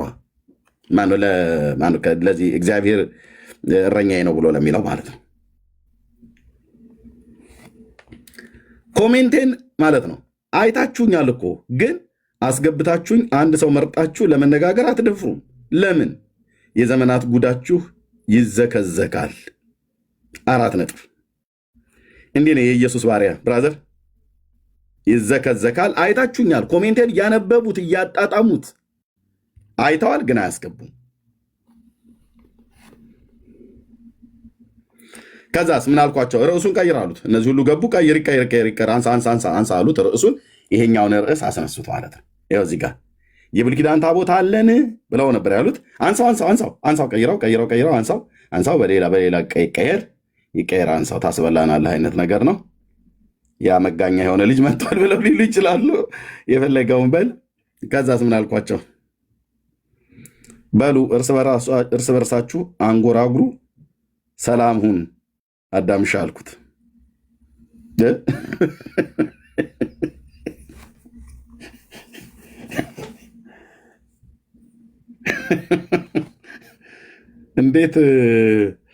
እንዴት እኮ እንደሚቀለድ እና ምን አሉ እዛ ቪዲዮ ላይ እዩት። ወደ ቪዲዮ እንሂድ። መለከተኝ ማለት የውስጥ ጉዳይ ስለሆነ በእኛ ቤተክርስቲያን ይሄ ስላለ ካህናት ብቻ የሚያውቁት አለ፣ ምዕመናን የሚያውቁት አለ፣ የማያውቁት አለ። ከካህናቱ ራሱ አሁን ዲያቆናት የማይነቁት የማያዩት ነገር አለ። ቀሳውስቱ የማያዩት የሚያውቁት፣ ኤጲስቆጶሳቱ ብቻ ደግሞ የሚያደርጉት ነገር አለ ማለት። ስለዚህ እነዚህ ነገሮች እኔ አሁን የገባው ሰው ዳቪ ነው። ዴቪድ እንዴት ነህ? ሰላም ኤርሚ፣ እንዴት ነህ? ደህና ነኝ። ከየት ቤተ እምነት የገባሁ አልመሰለኝም ነበር። ይቅር። እሺ፣ ችግር የለም። እሺ፣ እንኳን ደህና መጣህ። እንኳን ደህና ቆየኝ። አገልጋይ ነህ? አገልጋይ አይደለሁም። ስለላክልኝ ነው። ቅድም ገብተህ ነበር ሳይንስ አይ አንተ ዲቤቱን የማይመጥኑ ጋር ከምትጠራ ለምን የሚመጥኑ ጋር ጠራ? ምን ዘማሪያም ጠርቶሃል፣ ለምን እሱን አትቀበልም? ቀሲስ ዲበኩሉ አንተ ታላቅ ነህ፣ አትመጥናቸውም አንተ። ኦኬ እሺ፣ ሰምቻለሁ አንዴ። እሺ ቴንክ ዩ። ቀሲስ ዲበኩሉ አይመጥኑህም እያለኝ ነው ወንድማችን። ያው በእውቀት አናሳ ናቸውንና እያለ ነው። ዶክተር ዘበንም አይመጥንህም። አይ ቆይ ሚዩት አድርገው ቦታኒካ ልሰራ አይደል? እኔ ቆንጆ ቦታኒካ ልስራብህ ብዬ ካልኩኝ ሚዩት አድርገው። ቴንክ ዩ። ሰምተናል እኮ በቃ ኦኬ። በዜሮ ፎሎወር መተህ ማለት ነው። ምን እያለ ነው? ቀሲስ ዲበኩሉን ቀሲስ ዲበኩሉ እኮ ዝም ብሎ የጠመጠመ ቄስ ነው እንጂ ዝም ብሎ መሀይም ነገር ነው እያለን ነው። ዘበንም ዝም ብሎ ዶክተር ነው የተባለው እንጂ ተረት በማውራት ነው የሚታወቀው። አይመጥንም ነው የሚመጠን አንድ አለ ብለው የሚሉት ዘማርያም ዘለቀ ነው። ሁሉ ቀን ዘማርያም ብለው የሚሉት ማለት ነው። ኦኬ በዜሮ ፎሎወር ነው የመጣኸው። በታች ኮፒ ሊንክ ሼር ታብ እያደረክ ቀጥል። ማየት ቢገባና ጥቅል ነገር ባንሰጥ የሚል ነው። ሌላው የአባ ሰላማ በፊት ክርስትና ኢትዮጵያ የመጀመሪያ ጳጳስ አባ ሰላማ ነው። ስለዚህ ከ328 በኋላ ነው መዋቅራዊ ቅዱስ ቁርባንና የክህነት አገልግሎት በኢትዮጵያ በይፋ ጀምረዋል የሚለው ስህተት። ይህንን ሁለት ነገር ሰጀስት ላድርግ እኔ ከምነግርህ ማለት አንደኛ ያላችሁ ቆይ አሁን እንዴት እንደሚዋሹ አባ ሰላማ ክርስትና ወደ ኢትዮጵያ የመጣበት ከአባ ሰላማ በፊት ክርስትና ኢትዮጵያ ውስጥ አልነበረም ብሎ የሚለው ውሸት ነው አለ። 3 መጽሐፍቶች አሁን እዚህ እኔ ጋር አሉ። በገልጣቸው እያንዳንዱ ይናገራል። ክርስትና እንዳልነበረ፣ ቁርባንና ጥምቀት እንዳልነበረ ገድለ አቡነ ሰላማ ይናገራል። እንደዚሁም ደግሞ የኢትዮጵያ ኦርቶዶክስ ታሪክሳን ከክርስቶስ ልደት እስከ 2000 ዓመተ ምህረት ባለው ታሪኳ መጽሐፏ ላይ ሁሉ ጭምር ይናገራል ማለት ነው። ኦኬ በዓለም መድረክ የሚል አይ ቲንክ በኮሌጅ ደረጃ ነው የሚሰጠው ትምህርት አለ። አይ ቲንክ የተጻፉ መጽሐፍቶችም አሉ። የአቡነ ጎርጎርዮስም መጽሐፍ አለ፣ በተወሰነ መልኩ ያነሷል አለ። የቤተክርስቲያን ታሪክ በኢትዮጵያ ወይም ደግሞ የኢትዮጵያ ቤተክርስቲያን ታሪክ የሚለው ደግሞ ይሄንንም ደግሞ እዛም ላይ የኢትዮጵያ ክርስትናው እንዴት እንደመጣ ከአባ ሰላማ በፊት ክርስትና ኢትዮጵያ ውስጥ ነበር። ቬሪ ፋክት ነው። ይሄ እኮ ሐዋርያት ሥራ ላይ ያለውን መካድ እንደማለት ነው። ቆይ ሌሎችም ይሄንን ውሸት ማለፍ አይሆንልኝም። መጽሐፍ የላምጣ መረጃ የላቅርብ። እንዲህ ነው በመረጃ ማሰጣላቸው ውሸታቸውን ማለት ነው። ገድለ አቡነ ሰላማ ደግሞ ሌላኛው መጽሐፍት። እሺ ምን አለ ይሄ ሰውዬ? በኢትዮጵያ ውስጥ ክርስትና ከአቡነ ሰላማ ከፍሬምናጦስ በፊት ነበረ ብሎ አለ። በገድለ አቡነ ሰላማ በሚባለው በዚህ መጽሐፍት ላይ በገጽ 26 ጀምሮ በምናንበት ጊዜ በተለይ ገጽ 26 ቁጥር 8 ላይ ሲናገር እስኪ እታች ያላችሁ ሰዎች መልሱልኝ ይህን ጥያቄ ስጠይቅ። የወንጌል ሰበካ በሌለበት እና ጥምቀት በሌለበት እና የጌታ እራት በሌለበት ቤተክርስቲያን አለች? ወገኖች እስኪ መልሱልኝ። ጥምቀት በሌለበት፣ የወንጌል ሰበካ በሌለበት፣ ቅዱስ ቁርባን ብለው በሚሉት በሌለበት ቤተክርስቲያን አለች? የለችም አይደል? ኦኬ እዩ ቁጥር 8 ገጽ 26 አቡነ ሰላማ የመጀመሪያው ጳጳስ እንደዚህ ይላል። እዩት። ዳግመኛ ሊቀ ጳጳሱም ጸባይ እንዴት ነው? ሊቀ ጳጳሱ የተባለው እዚህ አትናቴዎስ ነው። ጸባይ እንዴት ነው ብሎ የሚለውን አቡነ ሰላማ ነው። ጸባይ እንዴት ነው? ስራህስ ምንድን ነው? የመጣህበትስ ሀገር ከወዴት ነው አለው። ፍሬምናጦስም አቡነ ሰላማ ማለት ፍሬምናጦስ ነው። መልሶ የመጣሁት ከኢትዮጵያ ሀገር ነው። አባቴ ሆይ ልመናዬን ስማ፣ ጸሎቴንም አድምጥ። ደጋጉ ነገስታት አብርሃም አጽብሃ ጥምቀትና ቁርባን ሊቀበሉ ፈልገው ወደ አንተ ልከውኛልና ከዚህ በፊት ይላል። ከዚህ በፊት ወደ ኢትዮጵያ ሀገር ሐዋርያ አልተላከም። ጥምቀትና ቁርባንም በእነሱ ዘንድ አልነበረም። ዋት እሺ እህትዬ ምንድን ብሎ የሚለው ክርስትና ነበር ይላል። ታዲያ ጥምቀት፣ ቁርባን፣ ሐዋርያም ተልኮ ወንጌል አልተሰበከም፣ ጥምቀት ቁርባንም የለም፣ በእነሱ ዘንድ አልነበረም ማለት አብርሃ ወአጽብሃ በነበሩበት ዘመን ጥምቀትና ቁርባን የለም በኢትዮጵያ ውስጥ። ጥምቀትና ቁርባን በሌለበት ክርስትና አለ? የለም የለም። ስለዚህ ምክንያት በእነዚህ ደጋግ ነገስታት በአብርሃና ወአጽብሃ ፍቃድ ወደ አንተ መጣሁ አለ። እንደዚህ ነው የማጋልጥልህ ማለት ነው። ኦኬ በገድለ ማነው በኢትዮጵያ ኦርቶዶክስ ተዋሕዶ ቤተክርስቲያን ታሪክ ከ2000 የኢትዮጵያ ኦርቶዶክስ ተዋሕዶ ቤተክርስቲያን ከታሪክ ከልደተ ክርስቶስ እስከ 2000 እስከ ሚሊኒየሙ ማለት ነው ባለውም ላይ እዚህ ስለ ኢትዮጵያው ጃንደረባ የሚናገረው አለ። ኢትዮጵያው ጃንደረባ የክርስትናን እምነት ተቀብሎ ወደ ሀገሩ እንድተመለሰ የክርስትና እምነትንም ስርዓተ ጥምቀትንም ለሀገሩ ሰዎች በመግለጹ የክርስትና እምነት ዜና ብዙዎች ጆሮች እንዲደርስና እንዲስፋፋ አድርጓል አለ። ምን ይኸውላችሁ እንዴት እንደሚጣል አውቄ ነው የማነበው። ጥምቀትን ለሀገሩ ሰዎች አለ። ይህ ሰው ወደ ኢየሩሳሌም ሄደ ተብሎ የሚታመነው በ34 ዓመተ ምህረት ነው። ጌታችን ኢየሱስ ክርስቶስ ሞቶ ከተነሳ ከ1 ዓመት በኋላ ማለት ነው።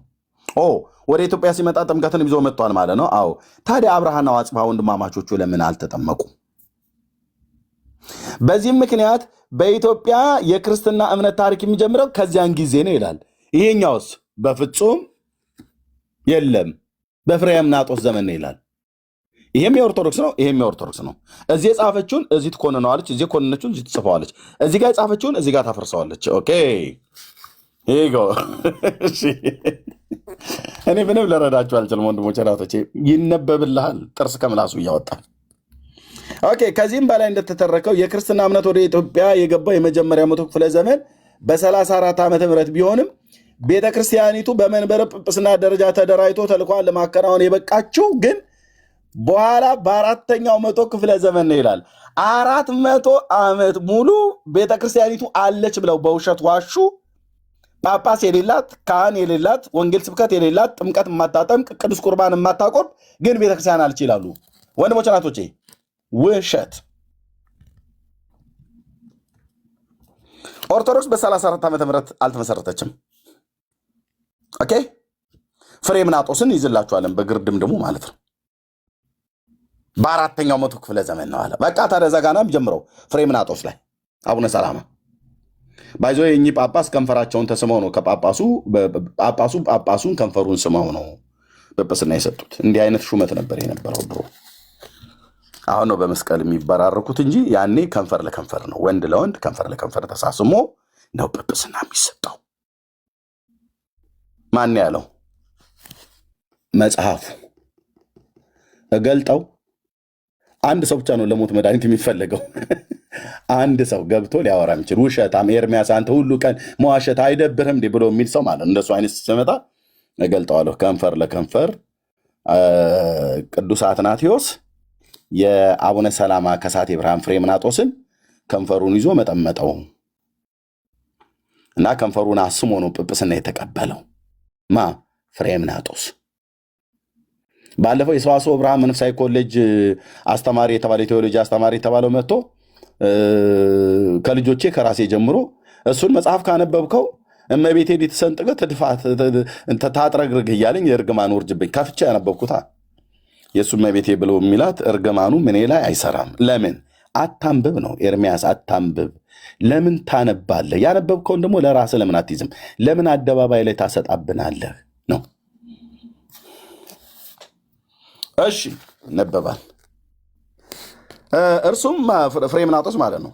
የእኛን ቋንቋ ባህል የእነርሱንም ቋንቋና ባህል ከሚያውቅ ከአንድ በቀር የለምና ወደ እስክንድሪያ ሄደህ ክህነትና ስርዓተ ቁርባንን አምጣል። ዋት አብርሃ ወአጽብሃ ናቸው እዚህ ጋር።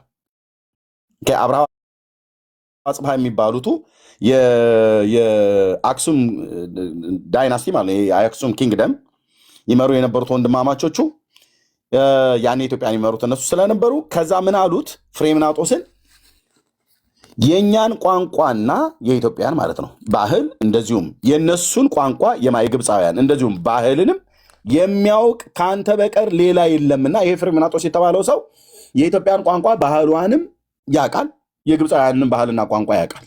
እና ነገስታቱ ጠርተው ወንድማማቾቹ ከአንተ በቀር የሚያውቅ የለምና አንተን ወደ እስክንድሪያ፣ ወዴት? ወደ ግብፅ፣ ወደ እስክንድሪያ ሂደህ ክህነትንና ስርዓተ ቁርባንን አምጣልን ብለው ወደ እነርሱ ወደ እስክንድሪያ ላኩት ይላል። አምጣልን ብለው ያሉት ኢትዮጵያ ውስጥ ስርዓተ ክህነትና ቁርባን አልነበረም ማለት ነው። እስከ መቼ? እስከ 4ኛው መቶ ክፍለ ዘመን ድረስ። እግዚኦ እግዚኦ! በራስ መጽሐፍ መደብደብ የማይሰለቻችሁ፣ በራሳችሁ መጽሐፍት መቀጥቀጥ የማይሰለቻችሁ፣ እኔም አይሰለቸኝም። ኦኬ አምጣልን ብለው አሉት። አዎ ሂደህ ክህነትንና ካህን ስለሌለ እኮ ነው ክህነትን አምጣልን ያሉት። ከዛስ ስርዓተ ቁርባንን የሚያቆርባቸውም ካህን የለም፣ የሚያጠምቃቸውም ካህን የለም። ካህን በሌለበት ቤተክርስቲያን የለም፣ ቤተክርስቲያን በሌለበት ጥምቀት የለም፣ ጥምቀት በሌለበት ቁርባን አሰጥም። በኢትዮጵያ ኦርቶዶክስ ቤተክርስቲያን አምጣልን አሉት። ይነበብልሃል። ጊዜው 325 ዓመተ ምህረት በኒቅያ ከተማ በተደረገው ዓለም አቀፋዊ የቤተክርስቲያን ጉባኤ አርዮስ ተወግዞ ከቤተክርስቲያን የተለየበት፣ እንደዚሁም በ328 ቅዱስ አትናቴዎስ የእስክንድሪያ ፓትርያርክ ሆኖ የተሾመበት ወቅት ነበር ይላል። ከዛ ነው ፍሬምናጦስ ሄደው ማለት ነው። ከዛስ ቅዱስ አትናቴዎስ ፍሬምናጦስን ከኢትዮጵያ ያመጣውን መልእክት ተቀብሎ ጉዳዩን ለማየት ጉባኤ ያደረገ። የቀረበውን ጉዳይ በቅዱስ ሲኖዶስ ሊቀመንበርነት በጉባኤ ታይቶ የሀገሩን ቋንቋና የህዝቡን ባህል የሚያውቅ ከፍሬምናጦስ በቀር ሌላ ስለሌለ ፍሬምናጦስ የኢትዮጵያ ጳጳስ ሆኖ እንደተሾመ በጉባኤ ተወሰነ ይላል። በጉባኤ ተወሰነ ይላል። ይሄ ጉባኤ ተወሰነ ብሎ የሚለው ውሸት ነው። ጉባኤውን ግማሹ አለ ይላል፣ ግማሹ የለም ይላል። በውጭው ላይ የተጻፈ አለ፣ በሀገር ውስጥ የተጻፈ የለም ብሎ የሚል በጣም ብዙ ጭቅጭቅ አለው። ልለፈው። በጉባኤ ተወሰነ። እሺ። በውሳኔው መሰረት ቅዱስ አትናቴዎስ ፍሬምናጦስን ኤጲስቆጶስ ዘአክሱም ወዘኩላ ኢትዮጵያ፣ የአክሱምና የሁሉ ኢትዮጵያ ብሎ በአንብሮተ እድ ሹሞ ላከው። ፍሬምናጦስም በ330 ዓመተ ምህረት የመጀመሪያው የኢትዮጵያ ጳጳስ ሆኖ ወደ ኢትዮጵያ ተመለሰ ይላል። መቼ? በ330 ጌታችን ኢየሱስ ክርስቶስ ከሞተና ካረገ ከ330 ዓመት በኋላ። እስከዛ ድረስ ቤተክርስቲያን ነበረች? አልነበረችም። ኦርቶዶክስ ነበረች ኢትዮጵያ ውስጥ? አልነበረችም። ጥምቀት ነበር? አልነበረም። ቁርባን ነበር? አልነበረም። ክህነት ነበር? አልነበረም። ማጥመቅ ነበር? አልነበረም። የወንጌል ሰበካ ነበር? አልነበረም። የራሳችሁ መጽሐፍ ታውጥቼን መነገር አልነበረም። እና ከእስክንድሪያ እንደተመለሰ ነገስታቱ ኢዛናና ሳይዛና የተባሉት አብርሃ ወአጽብሃ ማለት ነው። ኢዛናና ሳይዛና አብርሃ ወአጽብሃ ማለት ነው። አስተምሮ አጠመቃቸው። እነሱ እስከዛ ድረስ አልተጠመቁም ነበር። አዎ። እና ክርስቲያን አልነበሩም ማለት ነው። አዎ። እና ኢትዮጵያ ውስጥ ክርስቲያን አለ ብለህ አቧራ አታጭሳ። ዳር ነው ማስይዝህ። አቧራ አታጭስ። ቡናኝን አታቡንብን እኛ ላይ መጣ ማለት ነው። የታሪክ ቡናኝ እንዲህ ሰብስበህ የማትይዘው ምንም የማይጠቅም። ያው ነገስታቱ እንኳን አብርሃ ወአጽብሃ እስክንድሪያ ልከውት ካህኑ ተሾሞ ከመጣ በኋላ ነው አስተምሮ ያጠመቃቸው። አብርሃ ወአጽብሃ ብሎም በክርስትና ስም ጠራቸው ይላል። የክርስትና ስማቸው ነው አብርሃ ወአጽብሃ። ትክክለኛ ስማቸው ኢዛናና ሳይዛና ነው።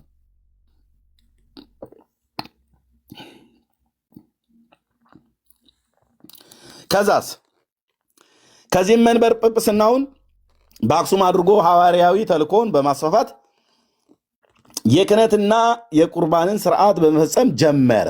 ኢትዮጵያ ውስጥ የጀመረ መቼ ነው? የክህነትና የቁርባን ስርዓት የጀመረ መቼ ነው? በ330 ዓመተ ምህረት። እስከ 330 ድረስ ኢትዮጵያ ውስጥ ክርስትና ነበር? አልነበረም። የነበረውም ነበር ጣዖት አምላኪነት። ምንጭ አለ ኤርምያስ አወጣው። ሌላኛው መጽሐፍ አለ። ቆንጅዬ ዘንዶ አምላኪዎች እንደነበርን ኢትዮጵያን በደንብ የተጻፈ ማለት ነው በቤተክርስቲያኒቱ። ፋክት። ክህነትንና ቁርባንን ስርዓትን መፈጸም ጀመረ።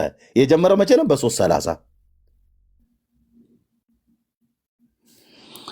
ኦኬ። በኢትዮጵያ ወንጌልን ለማስፋፋት የሚረዱትን ቀሳውስት፣ ዲያቆናትን ሾመ። ከዛ በኋላ ነው ሹመቱ የተጀመረው። ቅዱሳት መጽሐፍትን ከሱርስ ከዕብራይስጥ ከጽር ከግሪክ ወደ ግዕዝ ቋንቋ ተመለሰ። በዚህም ምክንያት ክርስትና የኢትዮጵያ ብሔራዊ ሃይማኖት ሆነ። ከመቼ በኋላ? ከ330 ዓመት በኋላ። እዚህ ጋር የጻፈችውና እዚህ ጋር የጻፈችው አይምታታም? ይምታታል። እዚህ ጋር የጻፈችው ከዚህ ጋር ከጻፈችው ጋር ይስማማል? አዎ ይስማማል። አንድ ነገር ግን አይስማማም። ይሄኛው ትንሽ ደበቅ አድርጎታል። የሹመቱን ነገር ደበቅ አድርጎታል። እኔ ግን አወጣዋለሁ። እዚህ ቢሰውሩትም እዚህ ግን በግልጽ ስለጻፉት ይነበባል። ባይዘዌ እኚህ ጳጳስ ሲሾሙ ቅዱስ አትናቴዎስ ብቻ አይደለም ከንፈራቸውን የሳሙ። እንደዚህ አሳንሳችሁ እንዳታዩ። ጌታችን ኢየሱስ ክርስቶስ ከሰማይ ወርዶ ከንፈሩን ስሞታል ይለዋል ይሄ መጽሐፍ። መላእክት ሁሉ ወርደው በሙሉ እነ ሚካኤል፣ እነ ገብርኤል፣ ሱራፌል፣ ኪሩቤል እልፍ አላፋት ወተልፊት አላፋት በሙሉ ተሰልፈው ተራ እየያዙ ስመውታል ከንፈሩን፣ የዚህን ሰውዬ ማለት ነው። እና ጌታችን ከሳመው በኋላ ከዛ ደግሞ የብርሃን እናቱ እመቤታችን እግዝእትነ ማርያም መታ ከንፈሩን ሳመችው። እነዚህ ሁሉ ስመውት ነው ጵጵስናን የተቀበለው ሰውየው። ከንፈሩ አብጧል ያላበጠም እኔን አትጠይቀኝ። መጽሐፉን ግን እገልጥልሃለሁ። አንድ ሰው እንዳይወጣ በር ዝጉልኝ።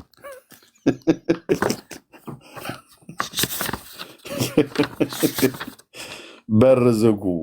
ዘወርሃ ታኅሳስ እንደዚህ ይነበባል ማለት ነው። እኔ ሁሉንም ስላነበብኩት አጋዚ የምትባል ማለት ትግራይ ማለት ነው። አጋዚት የምትባል የኢትዮጵያ ሀገር ሊቀ ጳጳስ የሚሆን ብፁዕ ቅዱስ ማር አባት ሰላማ በታኅሳስ 6 ወር የሚነበብ የስቃዩና የሃይማኖቱን ዜና እንጀምራለን። ጸሎቱ በረከቱ በኦርቶዶክሳውያን ላይ ይደርባቸውና እኔን ግን ድርሽ እንዳይል። ኦኬ እንጀምራለን አለ። እንጀምራለን። እኔ ሳነብ ያገኘሁትን እነግርሃለሁ። ያው ከዛ በፊት ጥምቀት አልነበረም። ከዛ ብፁዕ ቅዱስ ፍሬምናጦስ እንዲህ ባለው ጊዜ ሊቀ ጳጳስነትን አቡነ አትናቴዎስ መልሶ ነገር ብሩክ ቃልህም የጣመ ደስም የሚያሰኝ ነው አለው። ማ አትናቴዎስ ሊቀ ጳጳሱ። ከዛስ የሚያሰኝ ነው። የወለደህ አባት ምን ይመስል? የወለደች እናትስ ምን ትመስል? የተሸከመች ማኅፀን የተባረከች ናት አለው። ማ ቅዱስ አትናቴዎስ ለፍሬምናጦስ ማለት ነው። አቡነ ሰላማ አንተን ያጠቡ ጡቶች የተባረኩ ናቸው፣ የተወለድክባትም ዕለት የተባረከች ነች አለው። ይህንንም ብሎ አፉን ሳመው። እጁን በራሱ ላይ ጭኖ በገጹንም በትምህርተ መስቀል አማትቦ ባረከው። ማን ነው አፉን የሳመው? አትናቴዎስ። የማንን? የአቡነ ሰላማን። ጳጳስ ሲሾም እንደዚህ ነው የሚሳሳሙት። በፍሬምናጦስና በአትናቴዎስ መካከል እንደዚህ ነው የተደረገው።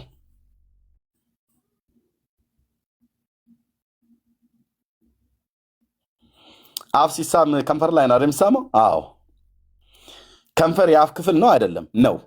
ነው ብለህ ደግሞ ተከራከር። ነው። እንዴት ጳጳስ እንዴት ወንድ አፉን ይስመዋል?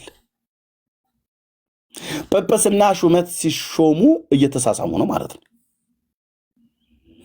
ማንም ሰው እንዳይጣ በር ዝጉልኝ ብያለሁ። ተሰማዋለሁ። የትም አትሄዱም። ሌላ ሳሚ ዳግመኛ መጽሐፍ ታዋቂዎች ነን ከሚሉ ከጠቢበኞች ሰውረህ ዛሬ ለሕፃናት ስለገለጥክ በተወለድክበት ዕለት ጌታችን ፈጣሪያችን ኢየሱስ ክርስቶስ በአንድነት በሦስትነት ሆኖ የብዙ ከሆኑ መላእክት ጋር ወደ እርሱ መጣ። ፍሬምናጦስ በተወለደበት ቀን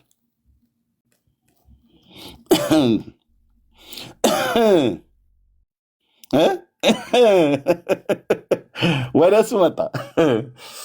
በጣም ነው የሚያስለው። እዚህ ጋር ሲደርስ ወደ እሱ መጣ። ይሄ ሰውዬ ሲወለድ የብዙ መላእክትን አስከትሎ በአንድነት በሦስትነት ሆኖ መጣ። ኦኬ። እነዚያም መላእክት ክንፍ ለክንፍ ተያይዘው እየተገፋፉ እርሱን ለማየት ይጨናነቁ ነበር። ማንን? ፍሬምናጦስ። እየተጨናነቁ እየተገፋፉ አትክፋኝ እስቲ እንዲያው የሚካኤል ነገር በጣም ነው። ኧረ ገብርኤል አንተን የምታበዛው እስቲ አትክፋኝ። አንተም ሱራፌልም እስቲ ተረጋጋ፣ አትክፋኝ፣ ክንፌን አታጨናንቀው እያለ ማለት እየተጨናነቁ እርስ በርስ እየተገፋፉ እርሱ ለምን የታለ የተወለደው የታለ ምናምን ነገር እያሉ ማለት ነው።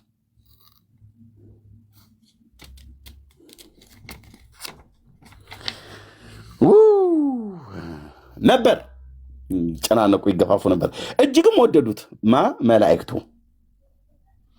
ይነበብልሃል ስል ብራዘር ፈንድሻና ሻይህን ይዘህ ብቻ መስማት ነው።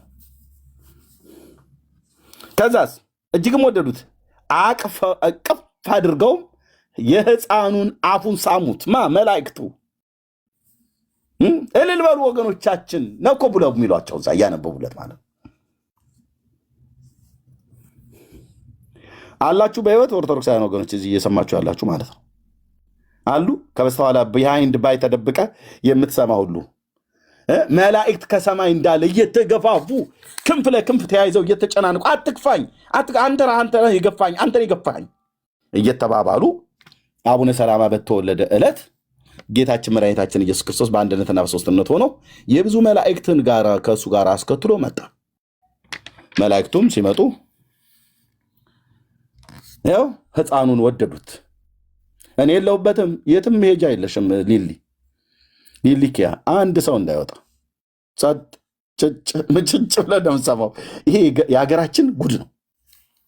የኢትዮጵያ ኦርቶዶክስ ወርቅ የሆነ አንጡራ የሆነ ታሪኳ ነው። ሊነበብላት ይገባል ብራዘር። አዎ እኔ ገና ያነበብኩትን ወንድሞች እናቶቼ ካነበብኩት ውስጥ እያጋነንኩ አይደለም። ካነበብኩት ውስጥ 5% እንኳን አላካፈልኳችሁም። 5% አልኩ። 95% ያነበብኩትን መጽሐፍ ገና አልገለጥኩትም። ኦኬ። እና ሕፃኑን አፉን ሳሙት። ጳጳሱ አትናቴዎስ ብቻ አይደለም የሳሙ፣ መላእክትም ሳሙት። ሁሉም ሰራዊተ መላእክትና እናት አባቱን እጅግ ተደሰቱ። ሞት የገዛቸው የሰው ልጆች ሁሉ ስለሱ ይድናሉ። ስለ አቡነ ሰላማ። ኢየሱስስ የለም። ዕብራውያን 2:14 ብጠቅስ እሱ የጴንጤ ነው ብሎ የሚሉ ሞት የገዛቸው የነበሩትን ሁሉ ነፃ እንዲያወጣ በስጋና በደም የተካፈለው ኢየሱስ ሆኖ ሳለ የሆነ ጢማም ሰውዬ ኢትዮጵያ ይወለድ፣ ግብፅ ይወለድ፣ አፍጋኒስታን ይወለድ፣ ኡዝቤኪስታን አይመለከተኝም፣ የሰው ልጆች ስለሱ ይድናሉ አለ። ስለማ ስለ ፍሬምናጦስ፣ ስለ አቡነ ሰላማ። ጌታችን ኢየሱስ ክርስቶስም አፉን ሳመው። መላእክቱ ስመው እሱ ይቀራል እንዴ ታዲያ?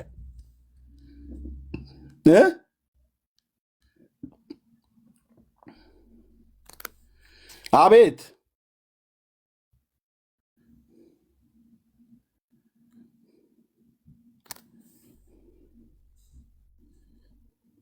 ለምንድነው እዚህ ቤት ግን የማይገቡት? እህትየው ስለተወገዙ ነው ወይስ ምንድን ነው? አትግቡ ብለሽ በውስጥ ጽፈሽላቸው ነው እንዴ? ቀሲስ ዲበኩሉንማ እሺ እኔ አናግራቸዋለሁ። እንዴ ውዴ ቀሲስ ዲበኩሉ እኮ ይመጣሉ። በቀደም ራሱ መጥተው ስክሪንሻት አድርጌያቸዋለሁ እኔ እዚህ ጋር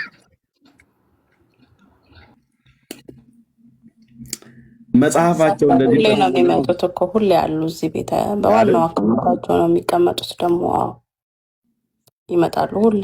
ታዲያ መጽሐፋቸው እንደዚህ ጥርስ ከምላሱ እየወጣ ሲተነተን ትክክል አይደለም እንኳን አይሉም መጥተው።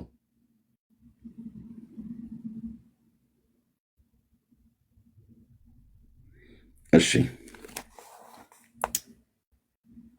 ያው መላእክት አፉን ሳሙት፣ ኢየሱስ አፉን ሳመው።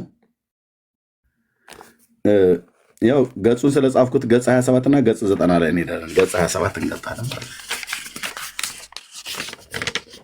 ገጽ 27 ላይ ጳጳሱ አፉን ሳመው። እዛ መላእክቱና ኢየሱስ አፉን ስመውታል። እዚህ ጋር ኢየሱስና መላእክቱ እያንዳንዱ መላእክት እየተቀያየሩ እየተፈራረቁ ነው የሳሙት። ከዛ ጌታችን ሳመው። ከዛ ደግሞ ጵጵስና ሲሾም አፉን ሳመው። ከዛ ገጽ 90 ላይስ ገጽ 90 ላይ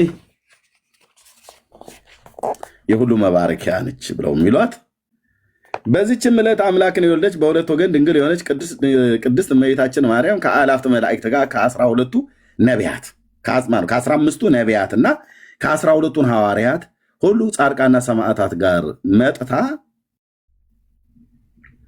በያዘችው መስቀል ብርሃን ባረከችው። ቀሲስ ማርያም ማለት ነው። ቄስ ናት እነሱ ቤት። በመስቀል ባረከችው። እዚህ ግን ሴቶች እናንተ ልትባርኩ አትችሉም፣ ዶሮ አታርዱም፣ ዳቦ አትቆርሱም ይሏቸዋል። ማርያም ሴት አይደለች እንዴ? ናት። መስቀል ይዛለች አይደል? አዎ። ባረከችው ይላል አይደል? አዎ እነሱም ውዳሴ ማርያም እደግማለሁ፣ ድንግል እናቴን እጣራለሁ፣ እንደ አባ ኤፍሬም ነይ ባርከኝ፣ ወድሰኒ ልጄ በይኝ እያሉ ሲዘምሩ ይሰማል። ኦኬ እሺ፣ መጣች። ነቢያቱን ሐዋርያቱን እና ሰማዕታቱን ሁሉ አስከትላ መጣች። በብርሃን መስቀል ባረከችው፣ አፉንም ሳመችው።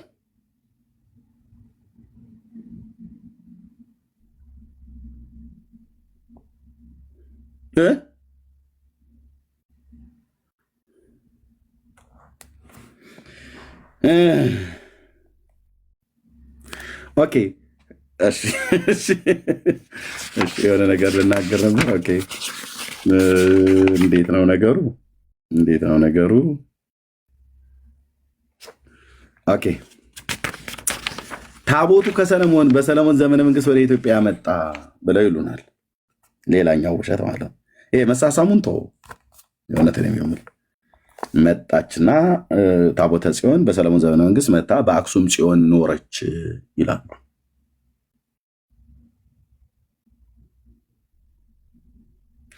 መጽሐፍቶቻቸውን ሳገላብጥ ታቦቱ የመጣው ከሳውዲ አረቢያ ነው፣ ከመካ መዲና።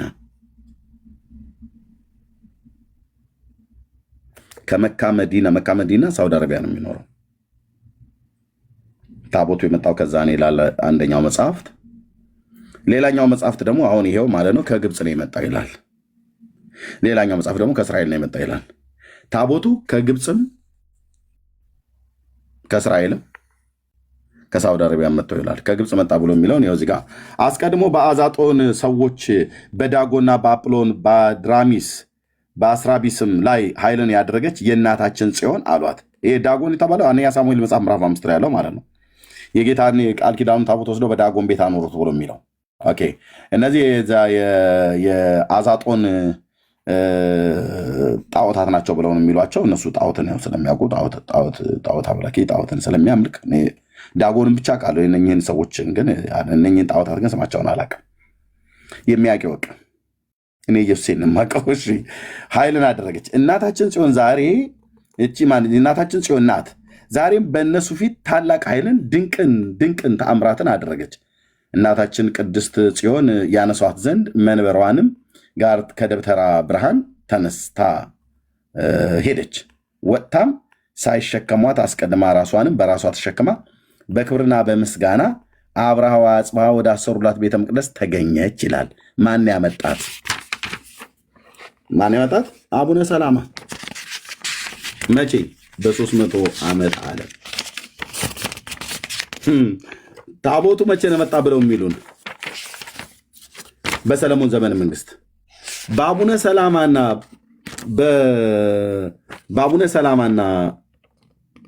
ና ገባታ እንዴት አለ እናንተ ረን የምታውቀው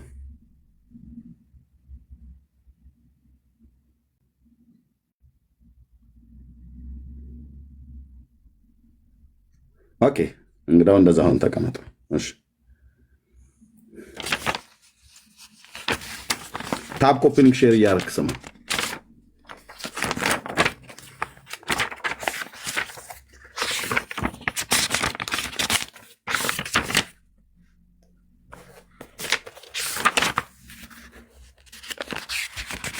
ኦኬ አቡነ ሰላማ ታቦቱን ለመጀመሪያ ጊዜ ከአትናቴዎስ ተቀብሎ ያመጣው እዚህ ላይ ተጽፏል።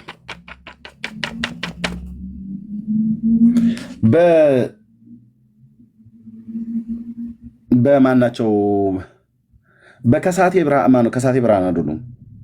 በአለቃ ኪዳነ ወልድ ክፍሌ መዝገበ ቃላትም ላይ ይሄው ነገር ተጽፏል። ኖ አስወርዱት። እታች ወርደጉት ማለት እታች ወረድ። ሚዩት ሳረገው ነው የላከው። እሺ እታች ወረድ።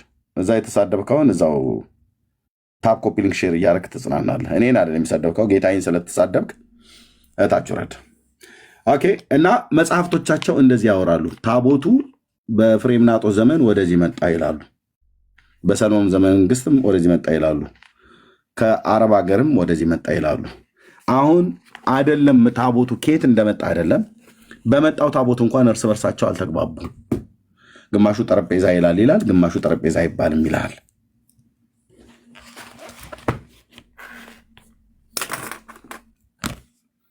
ግማሹ ጠረጴዛ ይባላል፣ ግማሹ መሰዊያ ነው የሚባለው፣ ግማሹ ምንድን ነው የሚባለው፣ ግማሹ እንደዛ ነው የሚባለው። ችግር በቃ አሁን ለህዝቡ ማለት ነው። ስለዚህ እኛ ዲቤት ጥሪ ስንጠራቸው አይመጡም። ዲቤት ጥሪ ስንጠራቸው አይመጡም። የሚመጡ ግን ሰው ካለ ግን ውይይትም ከሆነ ይሄው የዛሬ ርዕሳችን ይሄ ነው። አዲስ መከፋፈል ተፈጥሯል እናንተ ጋር ኦርቶዶክሳውያን ጋር ወገኖቻችን ጋር በታቦቱ ጉዳይ። ይሄኛው ቪዲዮ ቅድም የጀመርኩት ማላሳያችሁ ወደ 40 ምናምን ነገር ደቂቃ ያለ ቪዲዮ ነው እና አዳም ቤት የተደረገው ማለት ነው። ታቦት ማለት ባይዘው ይሄ እዚህ ፎቶ ላይ የምታዩት ነው። የኦርቶዶክስ እውነተኛ ታቦት ይሄ ነው፣ ከልብሱ ውጭ ማለት ነው። እራሳቸው ናቸው እንደዚህ አድርገው ፎቶ አንስተው ካህናቱ ናቸው ያስቀምጡት ዌብሳይት ላይ።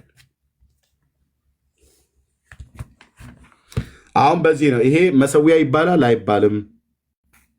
ይባላል። መሰዊያ አይባልም፣ ታቦት ነው የሚባለው። ጠረጴዛ ነው የሚባለው።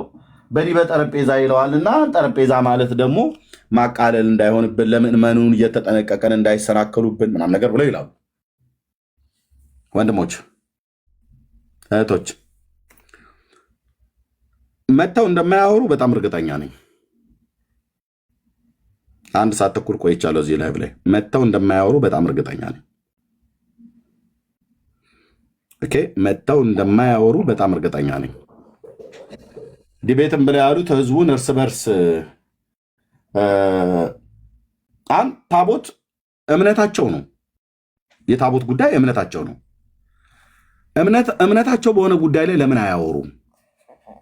ብዙ ጊዜ ታቦት እምነት እኮ አይደለም ሃይማኖት አይደለም ይለዋል። ሃይማኖት አይደለም ማለት በግዕዙ ሃይማኖት ማለት አይመነ እምነት ማለት ነው። ታቦት እምነት ካልሆነ ኦርቶዶክስ ተዋሕዶ ቤተክርስቲያን በዚህ ዓለም ይወቅልኝ ብላ ባለችው ክፍል ላይ እምነት ብሎ በሚለው ውስጥ ይኸው ቁጥር 1 ሀልዎተ እግዚአብሔር ስነ ፍጥረት፣ 5 አዕማደ ምስጢር፣ ቁጥር 4 ምስጢራተ ቤተክርስቲያን፣ 7 ምስጢራተ ቤተክርስቲያን ማለት ነው። በሱ ውስጥ በተዘረዘረ ውስጥ 5 ቅዱሳት መጽሐፍት፣ 6 ትውፊት፣ 7 ክብረ ቅዱስ ድንግል ማርያም፣ 8 ክብረ ቅዱሳን ብሎ በሚለው ጋር መላእክት፣ ነቢያት፣ ሐዋርያት፣ ሰማዕታት፣ ጻድቃን፣ የቅዱሳን አጥንት ያው አለ። ከዛስ 9 ቤተክርስቲያን፣ 10 ታቦት አለ። እምነት ብሎ በሚለው ውስጥ ታቦት አለ ማለት ነው። አዎ ታዲያ ታቦታቸው እምነታቸው ነው ማለት ነው። እምነታቸው ከሆነ ታዲያ እንዴት አንድ ቄስ ከአንድ ቄስ ጋር እንዴት ይነጋገራል? መነጋገር ያለበት ከኛ ጋር ነው። ለቀሲስ ዲበኩሉ ጥሪ አቅርቤ የነበረውን ያው በወቅቱ በሬሳ ላይ ነው ማወራህ ብሎ አለኝ። ያው የሬሳውን ጉዳይ ራሱ አረጋግጧል። ግን እርስ በርስ የምትጠራሩ እኔ የጠራሁን መልስልኝ ቀሲስዬ እያልኩ ነው። ስለዚህ ታቦት እምነቷ ነው። እምነታቸው ከሆነ ለምን ከኛ ጋር አያወሩም? ታቦት ማለት እምነቴ ነው ብላለች። እምነት ብሎ በተዘረዘረው አንቀጽ ውስጥ ነው ያለው። እምነት ማለት ዶግማ ማለት ነው። ኦኬ፣ ታቦት እምነቴ ነው ብላ ካለች ስለ ታቦት እናወራ ብለን ስንላቸው ለቅርስነት የተቀመጠ አክሱም አለ፣ ለመድኃኒትነት የተቀመጠ ስላሴ ያለ ብሎ ከሚሉ ለቅርስነትም ለመድኃኒትነትም ተቀመጠ የተባለው ለምን በእግዚአብሔር ቃል አናየውም ነው። ስለዚህ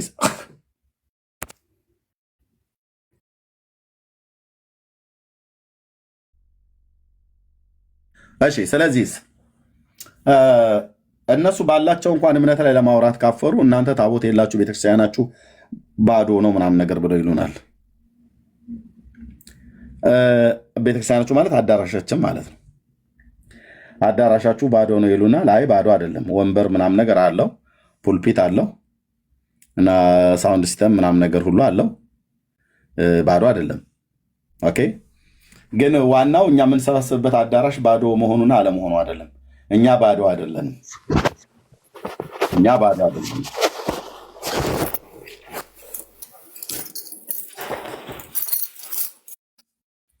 እኛ ባዶ አይደለንም።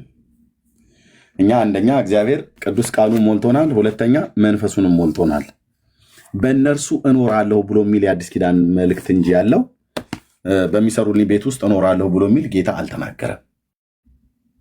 ቆንጅዬ ንግግር ጌታችን ኢየሱስ ክርስቶስ እንዳስተማረው ቅዱስ ጳውሎስም እንደተናገረው በእነርሱ እኖራለሁ በመካከላቸውም እመላለሳለሁ ነው እንጂ ያለው እነሱ በሰሩ ቤት ውስጥ እኖራለሁ ብሎ አላለም። እንደውም ጳውሎስ ይህንን አጽንኦት ሰጥቶ ሲናገር በሐዋርያት ሥራ ላይ እንደዚሁም እስጢፋኖስም ሁሉ ጭምር ማለት ነው በምዕራፍ 7 እና በምዕራፍ 17 ላይ ጳውሎስ በምዕራፍ 17 ሐዋርያት ሥራ እስጢፋኖስ በምዕራፍ 7 ላይ ሲናገሩ ልዑል የሰው እጅ በሰራው መቅደስ ውስጥ አይኖርም ብለዋል። ስለዚህ አሁን እኛ ኢየሱስ ናውረድ ከሰማይ ቆንጅዬ ቤት አንቆጥቁጠን ሰራንልህ፣ አያምርም? ወንበሮቹ ደስ አይልም? መጋረጃው እዚህ ላይ በቃ አታርፍበትም? ትረብበታለህ አይደል? መንፈሴ ያድርበታል እዚህ መጋረጃ ላይ፣ እዚህ አግዳሚ ጠረጴዛ ላይ ሁሉ ይኸው ቆንጅዬ ገዝተንልሃል ምናምን ነገር ብለን ኦኬ። ሳሎን ሶፋ ላይ የምታስቀምጠውን ሳሎን አምጥተህ ብታስቀምጥም ኢየሱስ መጥቶ እዛ አይቀመጥም።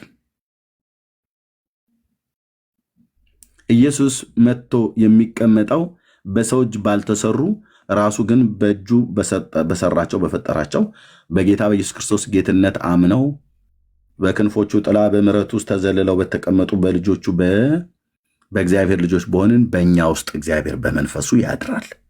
እኔ የኢየሱስ ክርስቶስ ማደሪያ ነኝ ብለሽ ለራስሽ ተናገሪ። ማደሪያው ነን ብላችሁ ለራሳችሁ ተናገሩ። እኛ በሰራንበት አዳራሽ ውስጥ እግዚአብሔር አያድርም። ኦርቶዶክስ በሰራችው አዳራሽ ውስጥ እግዚአብሔር አያድርም። እውነቱን ነገር ሙሉ ወንጌል በሰራችው አዳራሽ ውስጥ እግዚአብሔር አያድርም። ቃለ ሕይወት ቆንጅዬ አድርጋን የሰራችው ኤርሚ ስላላየው ነው በመስታወት አንቆጥቁጥ አያድርም። ኢየሱስ እዛ ውስጥ አድራለሁ አላለም። አንተ የእስጢፋኖስንና የጳውሎስን መልእክት ዲና ያድርገህ ልዑል የሰው እጅ በሰራው መቅደስ ውስጥ አይኖርም አለ። 4 ነጥብ ዛጎጣቅ እና እግዚአብሔር አምላክ የት ነው የሚያድረው ብለህ ካልከኝ እኔ እናንተ ውስጥ ነው። በእነርሱ እኖራለሁ እኮ ነው ያለው። አቤት! በእነርሱ እኖራለሁ። እናንተ ከእግዚአብሔር የተቀበላችሁት በእናንተ የሚኖረው የመንፈስ ቅዱስ ማደሪያ ቤተ መቅደስ ናችሁ። 4 ነጥብ።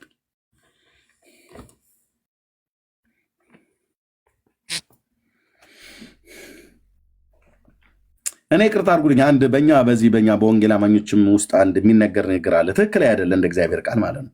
ለምሳሌ እንዲህ ሲባል ሰምታችሁ ታውቃላችሁ? የጌታን ቤት እንስራለት፣ የጌታን ቤት እየሰራን ነው ምናምን ነገር ተብሎ ይባላል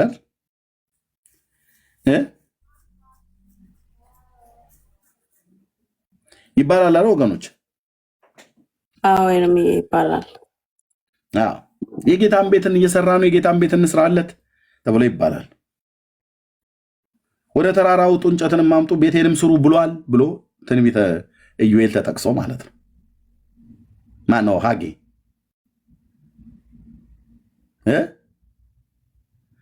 መጽሐፍ ቅዱስ ግን ቤቱ ማን ነው ብሎ የሚለው በክርስቶስ ኢየሱስ አምነው የተጠሩቱ ናቸው። እኛ ቤቱ ነን ይላል ቅዱስ ጳውሎስ። ቤቱ እኛ ነን ይላል። መቅደሱም እኛ ነን ይላል። ዕብራውያን 3:15 ላይ ይኸው እንደዚህ ይናገራል። ዴናትና እኔ ማንጎፈሬ ላበጥር ነው የመጣሁት ላሳይ እንጂ ዕብራውያን 3:15 ላይ የአምላካችን እግዚአብሔር ቃል ምን እንደሚል ታውቃላችሁ? ኦኬ ዕብራውያን 3:15 የሚለውን ስሙት።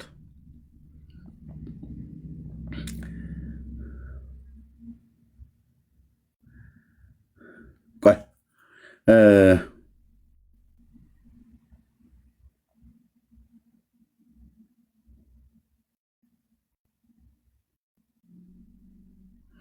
ከቁጥር ስንት ጀምሮ? ከቁጥር 12 ወንድሞች ሆይ ምናልባት ያው እግዚአብሔርን የሚያስክዳችሁ ክፉና የማያምን ልብ ከእናንተ በአንዳች እንዳይኖር ተጠንቀቁ። ነገር ግን ከእናንተ ማንም በኃጢአት መታለል እልከኛ እንዳይሆን ዛሬ ተብሎ ሲጠራ ሳለ በእያንዳንዱ ቀን እርስ በርሳችሁ ተመካከሩ። የመጀመሪያ እምነታችን እስከ መጨረሻ አጽንተን ብንጠብቅ የክርስቶስ ተካፋዮች ሆነናልና እየተባለ ዛሬ ድምፁን ብትሰሙት በማስመረር እንደሆነ ልባችሁን እልከኛ አታድርጉ። ሰምተው ያስመረሩ እነማን ነበሩ? በሙሴ ተመርተው ከግብፅ የወጡ አይደሉምን? 40 ቀን የተቆጣባቸው ሬሳቸው በምድረ በዳ የወደቁ ኃጢአት ያደርጉ አልነበሩምን ብሎ ካለ በኋላ ቆይ አንድ ቃል አሳያችሁ። እህቶቼ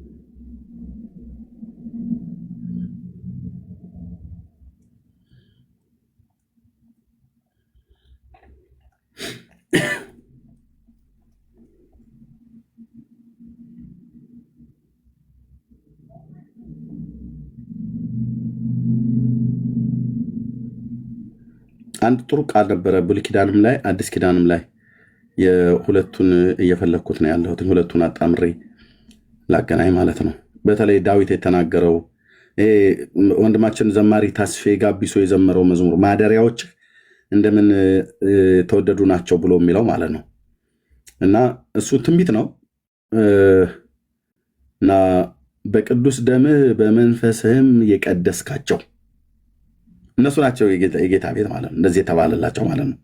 ይሄ በመዝሙር መጽሐፍትም በአዲስ ኪዳን መጽሐፍትም በብሉይ ኪዳን መጽሐፍትም ሁሉ ጭምር ሳይቀር የተነገረ የትንቢት ቃል ነው። ኦኬ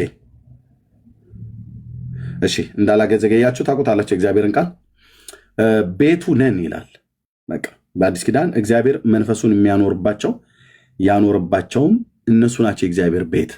ልክ በእነርሱ እኖራለሁ ብሎ እንዳለው ማለት ነው ቅዱስ ጳውሎስ በቆሮንቶስ መልእክቱ ላይ በእነሱ እኖራለሁ ብሎ ያለው ማለት ነው። ስለዚህ ጌታ በእኛ ነው የሚኖረው፣ በእኛ ነው የሚኖረው፣ በእኛ ነው የሚኖረው። ኦኬ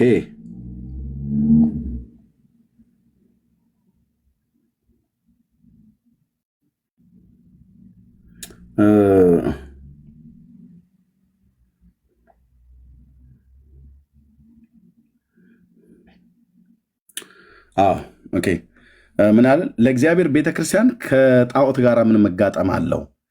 እኛ የሕያው እግዚአብሔር ቤተክርስቲያን ማን ነው? የሕያው እግዚአብሔር ቤተ መቅደስ ነን። እንደዚሁም እግዚአብሔር ተናገረ እንዲህ ሲል በእነርሱ እኖራለሁ በመካከላቸው እመላልሳለሁ። እቺ ናት በቃ የብሉይ ኪዳን መጽሐፍት ላይ አንዱ እጄ ከነቢያት መጽሐፍት ከነቢያቱ መጽሐፍት ከዳዊትም መዝሙር ከብሉይ ኪዳንም ቀደምት ነቢያት የቅዱስ ጳውሎስ ይህንን ኮታ ያደረገው ከብሉይ ኪዳን ነው እና በእነርሱ እኖራለሁ በመካከላቸው እመላልሳለሁ አምላክ ሆናቸዋለሁ እነሱም ሕዝብ ይሆኑኛል ይላል። በእነማ እኖራለሁ? በእነርሱ እኖራለሁ እንጂ እነሱ በሚሰሩልኝ ቤት እኖራለሁ አላለም አዲስ ኪዳን ላይ። ስለዚህ ካቶሊክ አሁን በሰራችሁ ቤት ውስጥ እግዚአብሔር አያድርም ማለት ይህ ህንፃ ግርግዳው ማለት ነው። ኦርቶዶክስ በሰሩት ቤት ውስጥ አያድርም። እኛም በሰራንበት ቤት ውስጥ አያድርም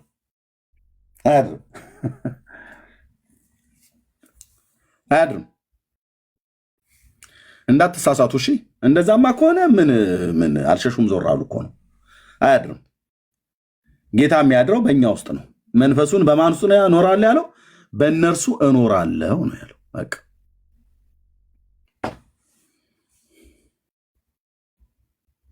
በመካከላቸው እመላልሳለሁ። እሺ እህትዬው ታቦት በብሉይ ኪዳን ራሱ ማለት ነው የእግዚአብሔር ማደሪያ ተብሎ ነው እንደሚቆጠረው በብሉይ ኪዳን አይደለም። እዚህ ጋርም እኮ አየህ፣ እኔም ይህን የጠየኩበት ምክንያት አለኝ። አሁን የእግዚአብሔር ማደሪያ ነው አይደል የሚሉት እነሱ። አሁን በአዲስ ኪዳን በብሉይ ኪዳን የብሉይ ኪዳን ፐርፐዙ ራሱ እኮ የእግዚአብሔር ማደሪያነት እኮ አይደለም አይደል እንዴ? ማደሪያ ብሎ ያለው ድንኳኑን ነው። እዛ አዲስ ኪዳን ድንኳኑን ነው። ግን አሁን እነሱ የሚሰጡት ኢንተርፕሬቴሽን ራሱ ልክ አይደለም። ምክንያቱም የእግዚአብሔር ማደሪያ ብለው አሁን ጭምር ይተረጉሙታል። እሱን ነው ምልክ እውነትሽ ነው።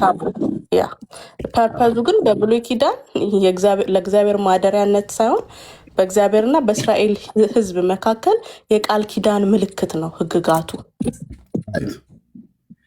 እግዚአብሔር ቴንክ ዩ እህትየው ቀጥይ። በጣም አፌ ቁርጥ ይበል ይላሉ። ዘውልቁ መጽሐፍ ምዕራፍ 15 ላይ ምን እንዳስታወሽኝ ታውቂያለሽ?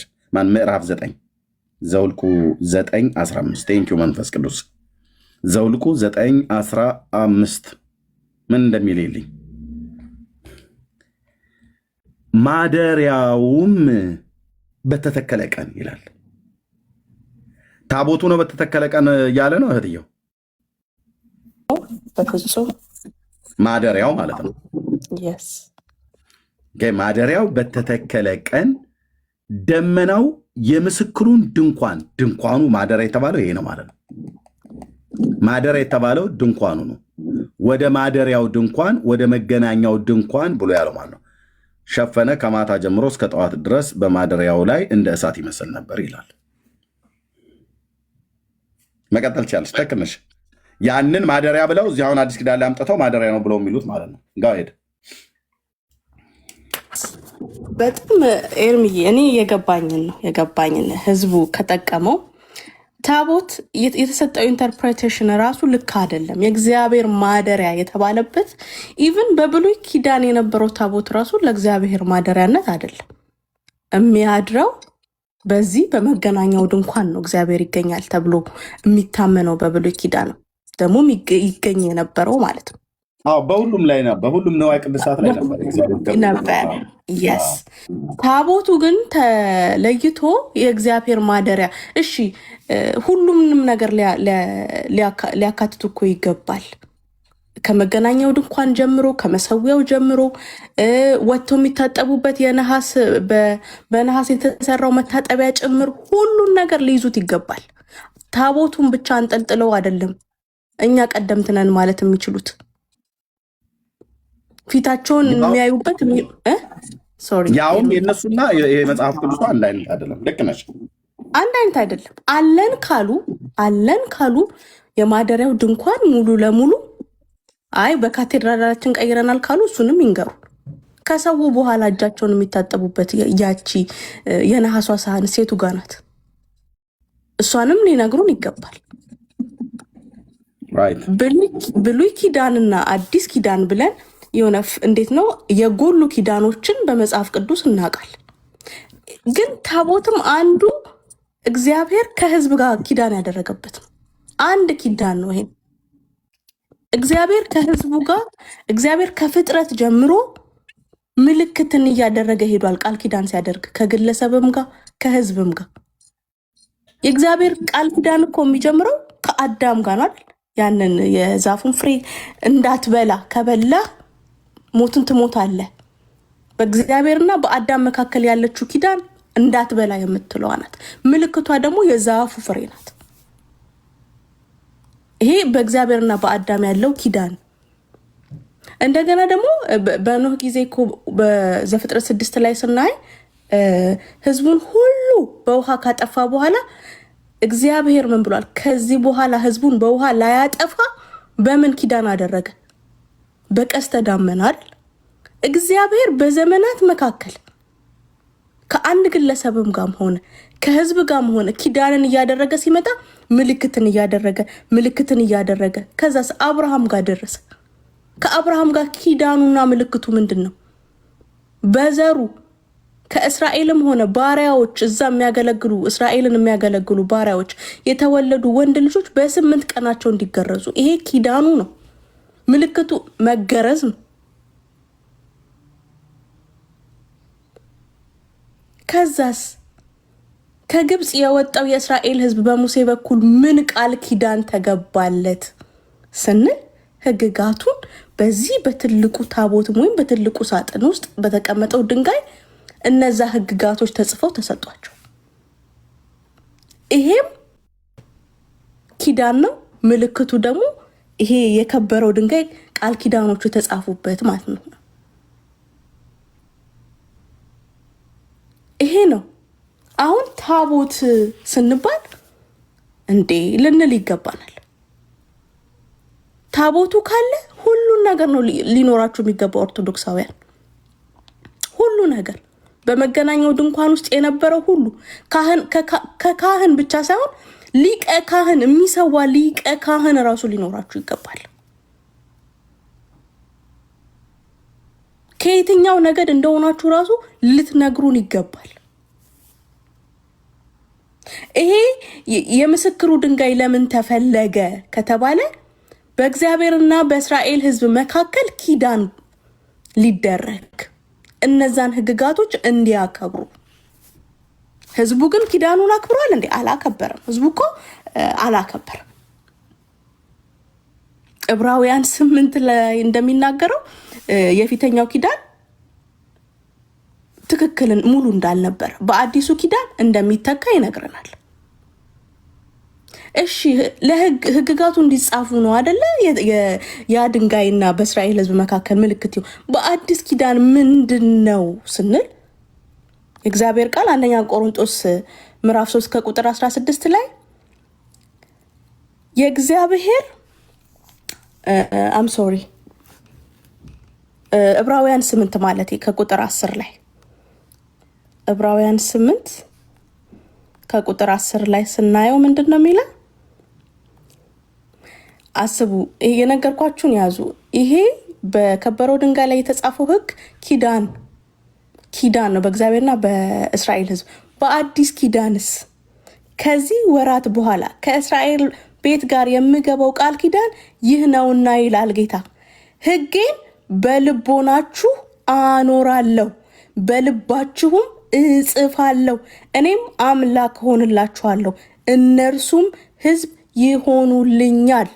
በአዲስ ኪዳን ህጉ በልባችን ነው የተጻፈው።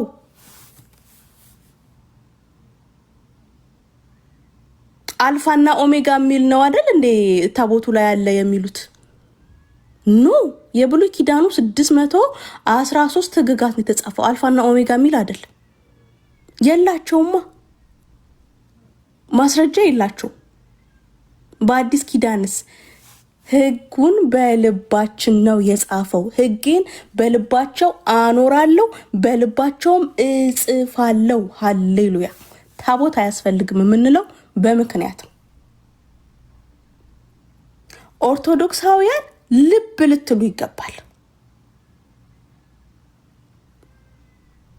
አማናዊው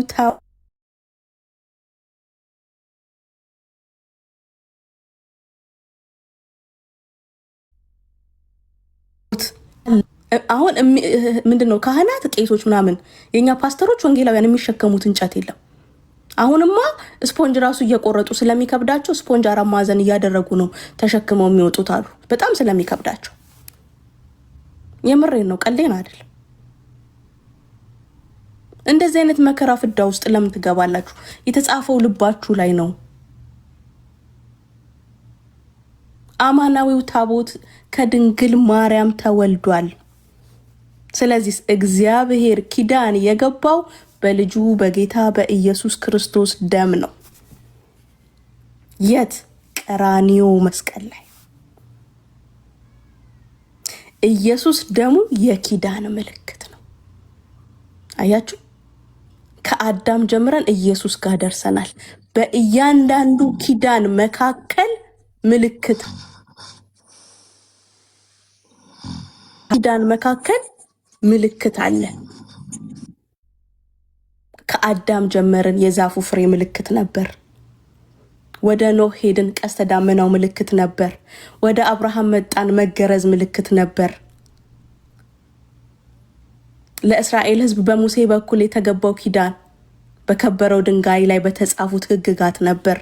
በአዲስ ኪዳን በኢየሱስ በደሙ የኪዳን ምልክት ሆኖልናል። ስለዚህ ታቦትም አንዱ ኪዳን ነበር። በቃ ያ ኪዳን ከማጋ ነው? ከእስራኤል ጋር አለቀ። ፔሪድ። አንተን አይመለከትም። አንተ ኢትዮጵያዊ፣ ከእስራኤል ውጭ ያለው የዓለም ህዝብ በጠቅላላ ይሄ ኪዳን አይመለከተውም።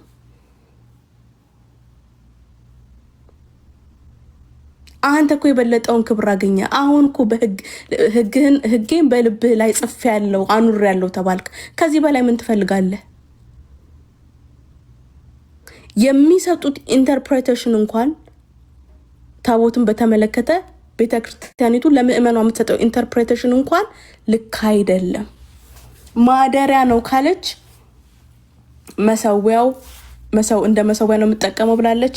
የመገናኛው ድንኳን የሚቃጠልበት እሳት ከሰው በኋላ ወጥተው የሚታጠቡበት የነሐስ የእጅ መታጠቢያው ኦኬ፣ ሁሉንም ነው ልታሳየን የሚገባው። ስለዚህ ታቦት አለመኖሩን አይደለም ወንጌላዊ ኤርሚያስ አበበ እኛ ዲቤት መግባት እንችላለን። አይደለም ወንጌላዊ ኤርሚያስ አበበ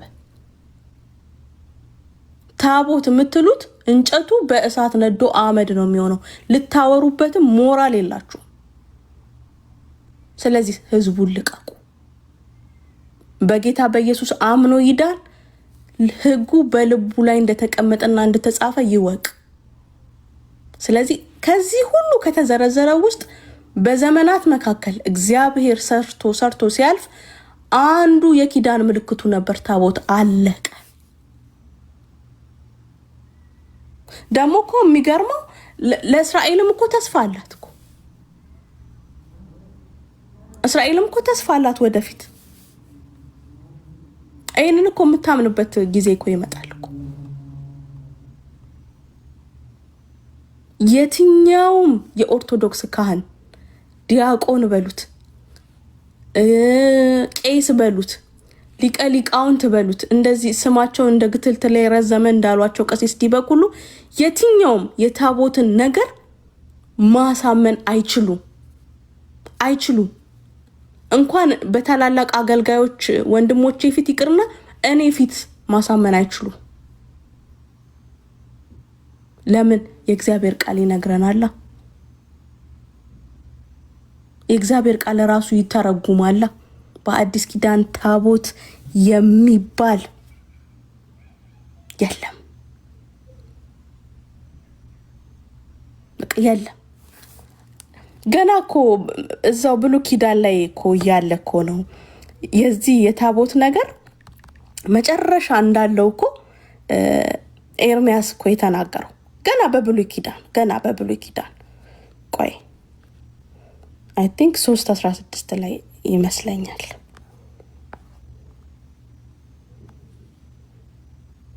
ያ ኤርሚያስ ትንቢተ ኤርሚያስ 3:16 ላይ በበዛችሁም ጊዜ በምድር ላይ በረባችሁ ጊዜ ይላል እግዚአብሔር፣ በዚያ ዘመን የእግዚአብሔር የቃል ኪዳኑ ታቦት ብለው ከእንግዲህ ወዲህ አይጠሩም፣ ልብ አያደርጉትም፣ አያስቡትምም፣ አይሹትምም፣ ከእንግዲህ ወዲህ አይደረግም። ሃሌሉያ! ገና ጌታ ኢየሱስ ክርስቶስ ሊመጣ 600 ዓመት ሲቀረው ይሄ ትንቢት በነቢዩ ኤርሚያስ በኩል ተነግሯል።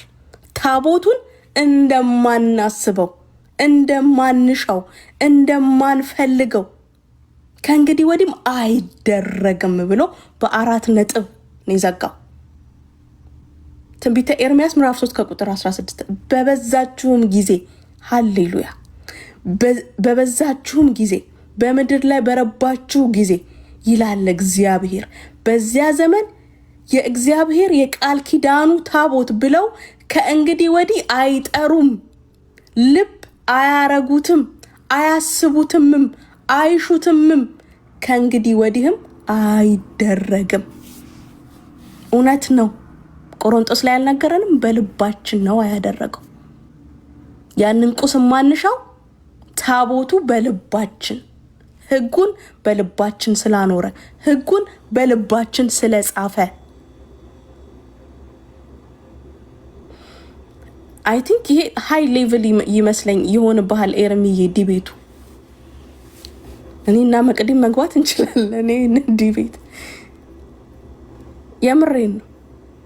እና አይመጡ ያ እና ይሄ ነው እንግዲህ አንድ የቃል ኪዳን ምልክት ነበር እንጂ እነሱ እንደሚያወሩት ሌላ ታሪክ አይደለም።